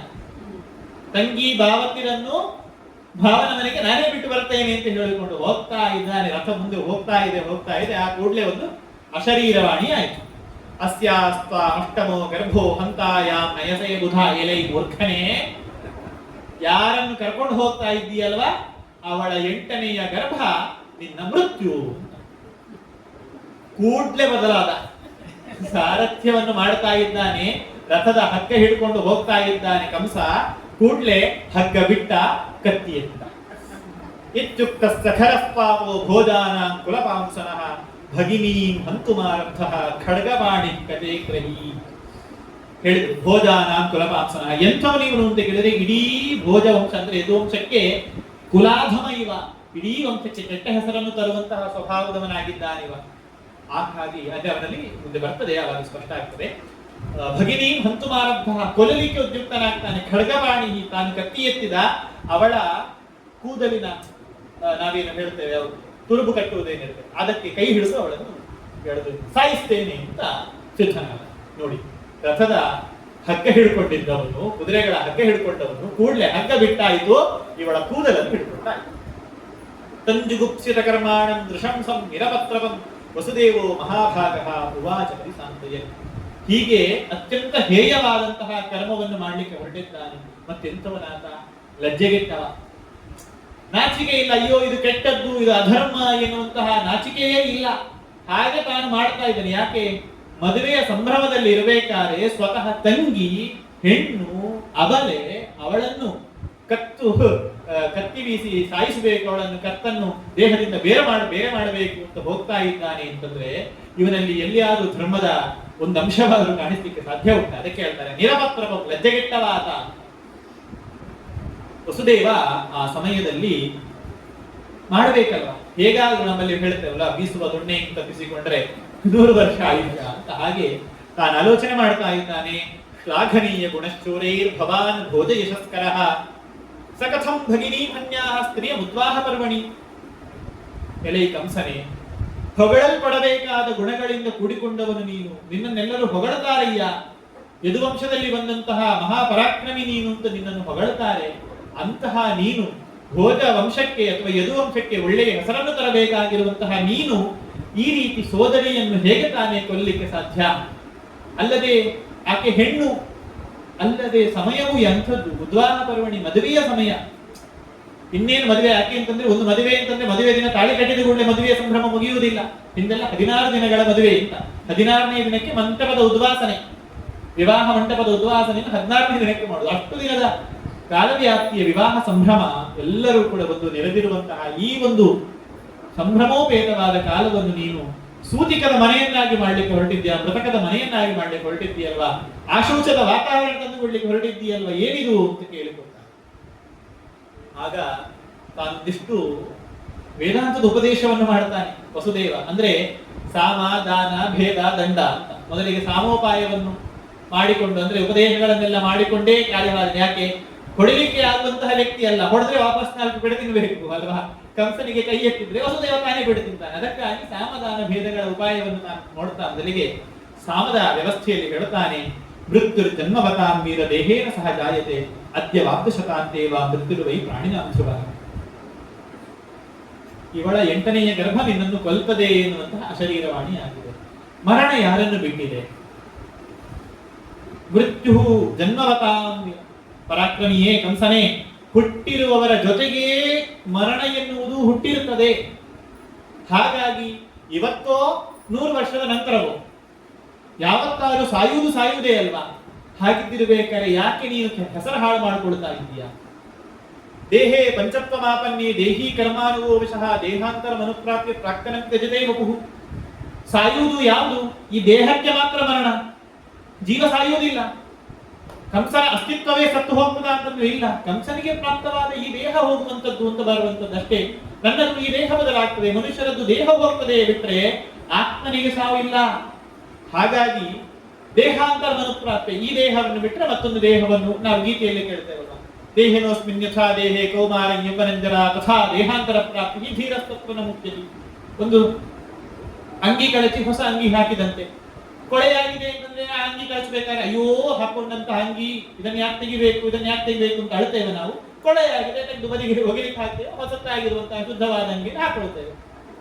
ಹೇಗೋ ಹಾಗೆ ಈ ದೇಹ ಕೊಳೆಯಾಯಿತು, ಮಲಿನವಾಯಿತು, ಇದರಲ್ಲಿ ಕೆಲಸಕ್ಕೆ ಬರ್ತಾ ಇಲ್ಲ, ಇದು ನಿಷ್ಪ್ರಯೋಜಕವೆನಿಸುವಂತಹ ಹಕ್ಕು ತಲುಪಿದೆ ಅಂದ್ರೆ ಈ ದೇಹವನ್ನು ಬಿಡುದು ಮತ್ತೊಂದು ದೇಹವನ್ನು ಧಾರಣೆ ಮಾಡುವುದು. ಹಳೆಯ ಅಂಗಿ ಕಳಚಿ ಹೊಸ ಅಂಗಿ ಹಾಕಿದಂತೆಯೇ ಹಳೆಯ ದೇಹವನ್ನು ಬಿಟ್ಟು ಹೊಸ ದೇಹವನ್ನು ಧಾರಣೆ ಮಾಡುವುದು. ಇಷ್ಟು ಸಹಜವಾದಂತಹ ಪ್ರಕ್ರಿಯೆ. ಅದಿರಬೇಕಾದ್ರೆ ನೀನು ಇವಳನ್ನು ಯಾಕೆ ಈಗ ಸಾಯಿಸ್ಲಿಕ್ಕೆ ಹೊರಡ್ತಾ ಇದೆಯಾ ಅಂತ ಕೇಳ್ತಾ ಒಳ್ಳೆಯ ವೇದಾಂತದ ಮಾತುಗಳನ್ನೆಲ್ಲ ಹೇಳ್ತಾನೆ. ಪ್ರಜಂಸ್ತಿಷ್ಠನ್ ಪದೈಕೇನ ಯಥೈವೈಕೇನ ಗಚ್ಚತಿ ಯಥಾ ತೃಣದಲೋಕೈವಂ ದೇಹಿ ಕರ್ಮಗತಿತರಃ. ಈ ದೇಹವನ್ನು ಬಿಟ್ಟ ಕೂಡಲೇ ಮುಂದೆ ಅವನಿಗೆ ದೇಹ ಸಿಗುವುದಿಲ್ಲ ಅಂತ ಇಲ್ವೇ ಇಲ್ಲ. ಮುಂದೊಂದು ದೇಹ ರೆಡಿಯಾಗಿರ್ತದೆ. ಹೇಗೆ ನಡಿಬೇಕಾದ್ರೆ ಒಂದು ಕಾಲನ್ನು ಊರಿದರೆ ಮತ್ತೊಂದು ಕಾಲನ್ನು ಎತ್ತಿಯೇ ಇರ್ತೇವೆ. ಈ ಕಾಲು ಎತ್ತಬೇಕು ಅಂದ್ರೆ ಒಂದು ಕಾಲು ಉರಲೇಬೇಕು. 2 ಕಾಲು ಒತ್ತಿಗೆ ಇಟ್ಕೊಂಡು ನಡೀಲಿಕ್ಕೆ ಬರ್ತದಾ? ಇಲ್ಲ. ಒಂದು ಕಾಲನ್ನು ಊರಿದಾಗ ಮತ್ತೊಂದು ಕಾಲು ಎತ್ತಿದ್ದೇವೆ ಅಂತಂದ್ರೆ ಆ ಕಾಲನ್ನು ಇಡಬೇಕಾದ್ರೆ ಈ ಕಾಲನ್ನು ಎತ್ತುತ್ತೇವೆ. ಹೇಗೋ ಹಾಗೆ ಒಂದು ದೇಹವನ್ನು ಬಿಡುತ್ತೇವೆ ಅಂತಂದ್ರೆ ಮತ್ತೊಂದು ದೇಹವನ್ನು ಪಡಿತೇವೆ, ಆ ದೇಹವನ್ನು ಬಿಡುತ್ತೇವೆ ಅಂದ್ರೆ ಮತ್ತೊಂದು ದೇಹ ಪಡಿತೇವೆ. ಇದು ನಿರಂತರವಾಗಿ ನಡೆಯುವಂತಹ ಒಂದು ಪ್ರಕ್ರಿಯೆ. ಹಾಗಾಗಿ ಅದರಲ್ಲಿ ಶೋಕ ಪಡಲಿಕ್ಕೆ, ದುಃಖ ಪಡಲಿಕ್ಕೆ ಅವಕಾಶವೇ ಇಲ್ಲ. ಯಾವ ರೀತಿ ಸ್ವಪ್ನೆ ಯಥಾ ಪಶ್ಯತಿ ದೇಹಮೀದೃಶಂ ಮನೋರಥೇನಾಭಿನಿವಿಷ್ಟ ಚೇತನಃ ದೃಷ್ಟಶ್ರುತಾಭ್ಯಾಂ ಮನಸಾನುಚಿಂತೆಯನ್ ಪ್ರಬದ್ಧತೆ ತತ್ ಕಿಮಪಿ ಹ್ಯಪಸ್ಥಿತಿ. ಮಲಗುವುದಕ್ಕಿಂತ ಮುಂಚೆ ಯಾವುದೋ ಒಂದು ಹಾರರ್ ಫಿಲ್ಮ್ ಅನ್ನು ನೋಡಿದ್ದೇವೆ ಅಂತಂದ್ರೆ ಆ ಕಣ್ಣಲ್ಲಿ ನೋಡಿರುವಂತಹ, ಕಿವಿಯಲ್ಲಿ ಕೇಳಿರುವಂತಹ ಶಬ್ದಗಳು, ಮನಸ್ಸಿನ ಸ್ಮೃತಿ ಪಟಲದಲ್ಲಿ ಮೂಡಿದಂತಹ ವಿಷಯಗಳು ಕನಸಿನಲ್ಲಿ ಅದೇ ಬರ್ತದೆ ಅಲ್ವಾ? ಅಥವಾ ಅದಕ್ಕಿಂತ ಮೊದಲು ನಾವು ಎಚ್ಚರದಲ್ಲಿ ಇರಬೇಕಾದ್ರೆ ಯಾವುದೋ ಒಂದು ಒಳ್ಳೆಯ ಪದಾರ್ಥವಾಗಿರ್ಬೋದು, ಕೆಟ್ಟ ಪದಾರ್ಥವಾಗಿರ್ಬೋದು, ಕೇಳಿ ಕೇಳಿ ಕೇಳಿ ಯಾವುದರ ಸಂಸ್ಕಾರ ಉಳ್ಕೊಂಡಿದೆ, ನೋಡಿ ನೋಡಿ ನೋಡಿ ನೋಡಿ ಯಾವುದರ ಸಂಸ್ಕಾರ ಉಳ್ಕೊಂಡಿದೆ, ಅದೇ ಕನಸಿನಲ್ಲಿ ಬರುವಂತೆ ಈ ಒಂದು ಜನ್ಮದಲ್ಲಿ, ಈ ಒಂದು ನಮ್ಮ ಹುಟ್ಟಿನ ಕಾಲದಲ್ಲಿ ಯಾವುದನ್ನು ನಾವು ಹೆಚ್ಚು ಚಿಂತನೆ ಮಾಡ್ತಾ ಮಾಡ್ತಾ ಮಾಡ್ತಾ ಇರ್ತೇವೆ, ಆ ದೇಹವನ್ನು ಮುಂದಿನ ಜನ್ಮದಲ್ಲಿ ಪಡ್ಕೊಳ್ತೇವೆ. ಅದಕ್ಕೆ ಭಾಗವತವೇ ಕಥೆ ಹೇಳ್ತದೆ, ಭರತನ ಕಥೆ. ಭರತ ಚಕ್ರವರ್ತಿಯಾಗಿರ್ತಾನೆ. ವೃಷಭದೇವನ ಮಗನಾದಂತಹ ಭರತ ತಾನು ಚಕ್ರವರ್ತಿಯಾಗಿರ್ತಾನೆ. ಕೊನೆಯ ಕಾಲಘಟ್ಟದಲ್ಲಿ ಅವನಿಗೆ ಎಲ್ಲವೂ ಸಾಕೆನಿಸಿ ತಾನು ಕಾಡಿನಲ್ಲಿ ತಪಶ್ಚರ್ಯೆಯನ್ನು ಮಾಡ್ತಾ ಇರ್ತಾನೆ. ಹಾಗೆ ತಪಶ್ಚರ್ಯೆ ಮಾಡ್ತಾ ಇರುವಂತಹ ಕಾಲಘಟ್ಟದಲ್ಲಿ ಒಂದು ದೊಡ್ಡ ಪ್ರವಾಹದಲ್ಲಿ ಒಂದು ಜಿಂಕೆ, ಗರ್ಭಿಣಿ ಜಿಂಕೆ, ಅದು ಕೊಚ್ಚಿಕೊಂಡು ಬರ್ತಾ ಇದೆ. ಅದರ ರಕ್ಷಣೆಗೆ ತಾನು ಮುಂದಕ್ಕೆ ಹೋಗ್ತಾನೆ. ಮುಂದಕ್ಕೆ ಹೋಗಿ ಅದನ್ನು ರಕ್ಷಣೆ ಮಾಡ್ತಾನೆ. ರಕ್ಷಣೆ ಮಾಡಬೇಕಾದ್ರೆ ಆ ತಾಯಿ ಜಿಂಕೆ ಸಾಯ್ತದೆ, ಮರಿ ಜಿಂಕೆ ಇವನ ಕೈಗೆ ಸಿಗ್ತದೆ. ಆ ಸಣ್ಣದ್ರಿಂದಲೂ ಕೂಡ ಇವನೇ ತಾನನ್ನು ನೋಡಿಕೊಳ್ತಾ ಇದ್ದಾನೆ. ಅವನಿಗೆ ಎಲ್ಲವನ್ನು ಬಿಟ್ಟು ಕಾಡಿಗೆ ಬಂದು ಕೂತಿದ್ದಾನೆ. ಅಂತಹ ಭರತನಿಗೆ ಈ ಜಿಂಕೆಯ ಮೇಲೆ ಮನಸ್ಸು.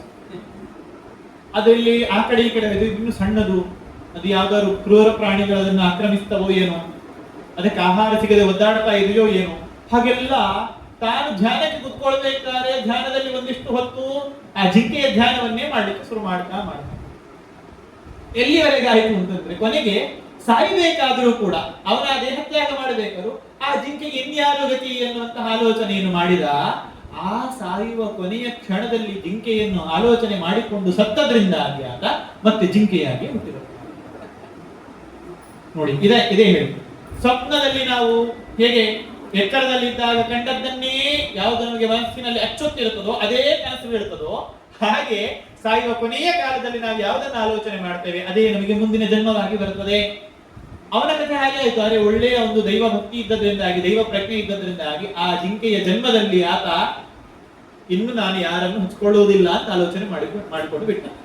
ಮುಂದೆ ಬಂದ ಜಿಂಕೆಯ ಜನ್ಮದಲ್ಲಿ ಆ ದೇಹವನ್ನು ಕಳೆದುಕೊಂಡು ಮತ್ತೆ ತಾನು ಹುಟ್ಟಿ ಬರ್ತಾನೆ, ಇಲ್ಲಿ ಮನುಷ್ಯನಾಗಿ ಹುಟ್ಟಿ ಬರ್ತಾನೆ. ದೈವವಶಾತ್ ಅವನಿಗೆ ಅಲ್ಲಿಯೂ ಕೂಡ ಭರತ ಅಂತ ಹೆಸರಿಡ್ತಾನೆ. ಮಹಾ ಅವಧೂತ ಪ್ರಜ್ಞೆಯಲ್ಲಿ ತಾನು ತನ್ನ ಜೀವನದಲ್ಲಿ ಮಾಡ್ತಾನೆ. ಅವನಿಗೆ ಅಣ್ಣಂದಿರು ಎಲ್ಲರೂ ದೊಡ್ಡ ಜ್ಞಾನಿಗಳು ಲೋಕದಲ್ಲಿ.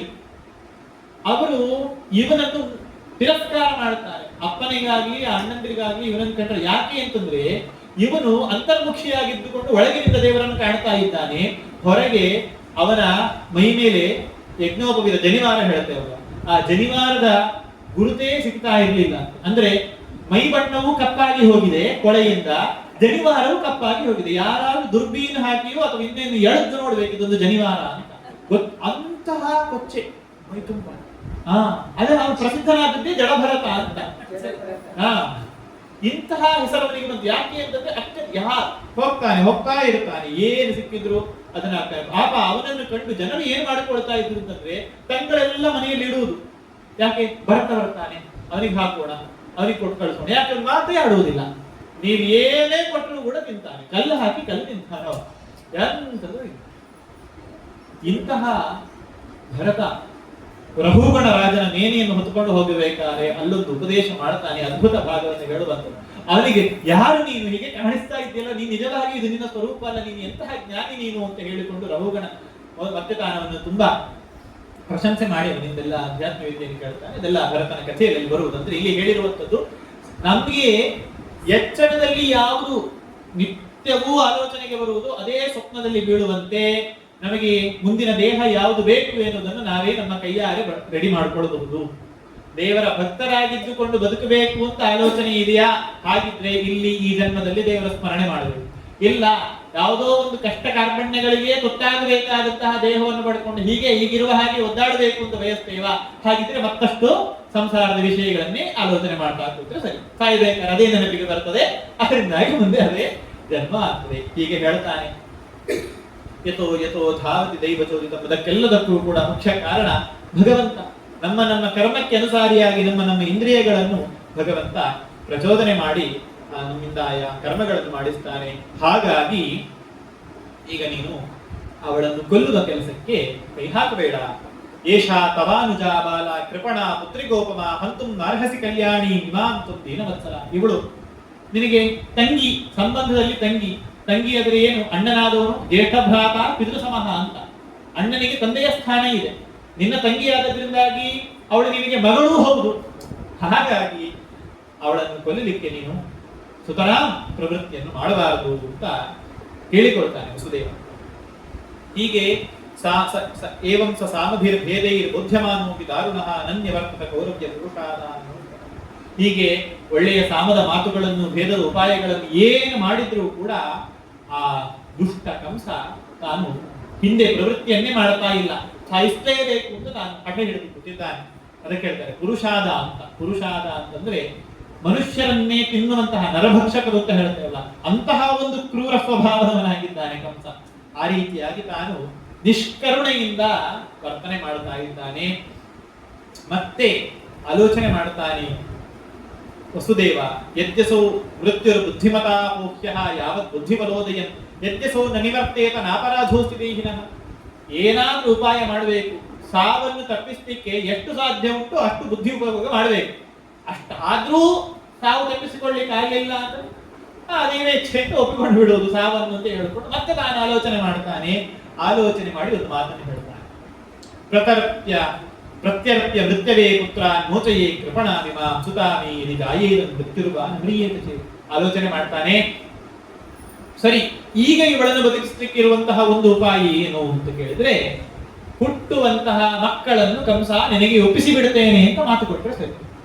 ಆವಾಗ ಒಂದು ಹಂತಕ್ಕೆ ಅವನು ಒಪ್ಪಿಕೊಂಡಾನ. ಅಲ್ಲಿ ಎರಡು ಆಸೆಯನ್ನು ವ್ಯಕ್ತಪಡಿಸಿಕೊಳ್ತಾನೆ ಮನಸ್ಸಿನ ಒಳಗೆ ವಸುದೇವ. ಸುತಾಮಿ ಯದಿ ಜಾಯೇರನ್, ನನಗೆ ಒಂದೊಮ್ಮೆ ಮಕ್ಕಳಾದರೆ ಅಲ್ವಾ ಇವನಿಗೆ ಮಕ್ಕಳನ್ನು ಒಪ್ಪಿಸುವುದು, ಅದು ಒಂದು ವಿಕಲ್ಪ.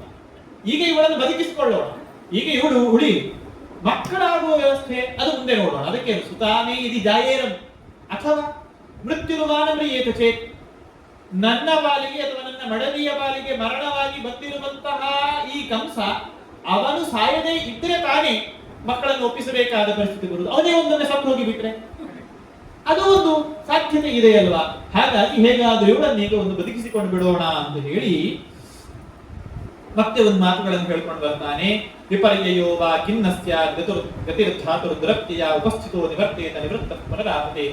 ಇದಕ್ಕೆ ವಿರುದ್ಧವಾಗಿ ಇವಳ 8ನೆಯ ಗರ್ಭ ಕೊಲ್ಲುವುದು ಅಂತ ಏನಾಗಿದೆ, ಅದಕ್ಕಿಂತ ಮೊದಲೇ ಅವನಿಗೆ ಬೇರೆ ವಿಧಿಯಿಂದ ಸಾವು ಬಂದೀತು. ಹಾಗಾಗಿ ಈಗ ಹೇಳಿದ ಹಾಗೆ ಆ ಶರೀರವಾಣಿ ಆದಂತೆ ಆಗಬೇಕು ಅಂತ ನಿಶ್ಚಯವಿಲ್ಲದೆ ಇರುವುದರಿಂದಾಗಿ ಅಗ್ನೇರಿ ಯಥಾ ದಾರು ವಿಯೋಗ ಯೋಗಯೋರ ಅದೃಷ್ಟ ಪುಣ್ಯನ್ನ ನಿಮಿತ್ತಮಸ್ತಿ ಏವಂ ಹಿ ತಂತೋರಪಿ ದುರ್ವಿಭಾವ್ಯ ಶರೀರ ಸಂಯೋಗ ವಿಯೋಗ ಹೇತು. ಯಾಕೆ ಶರೀರವಾಣಿ ಹೇಳಿರುವಂತದ್ದು ಇವಳಲ್ಲಿ ಆಗುವಂತಹ 8ನೇ ಗರ್ಭ, ಅಷ್ಟು ಆಯುಷ್ಯವನಿಗೆ ಇರ್ಲಿಕ್ಕೆ ಸಾಧ್ಯ ಉಂಟಾ?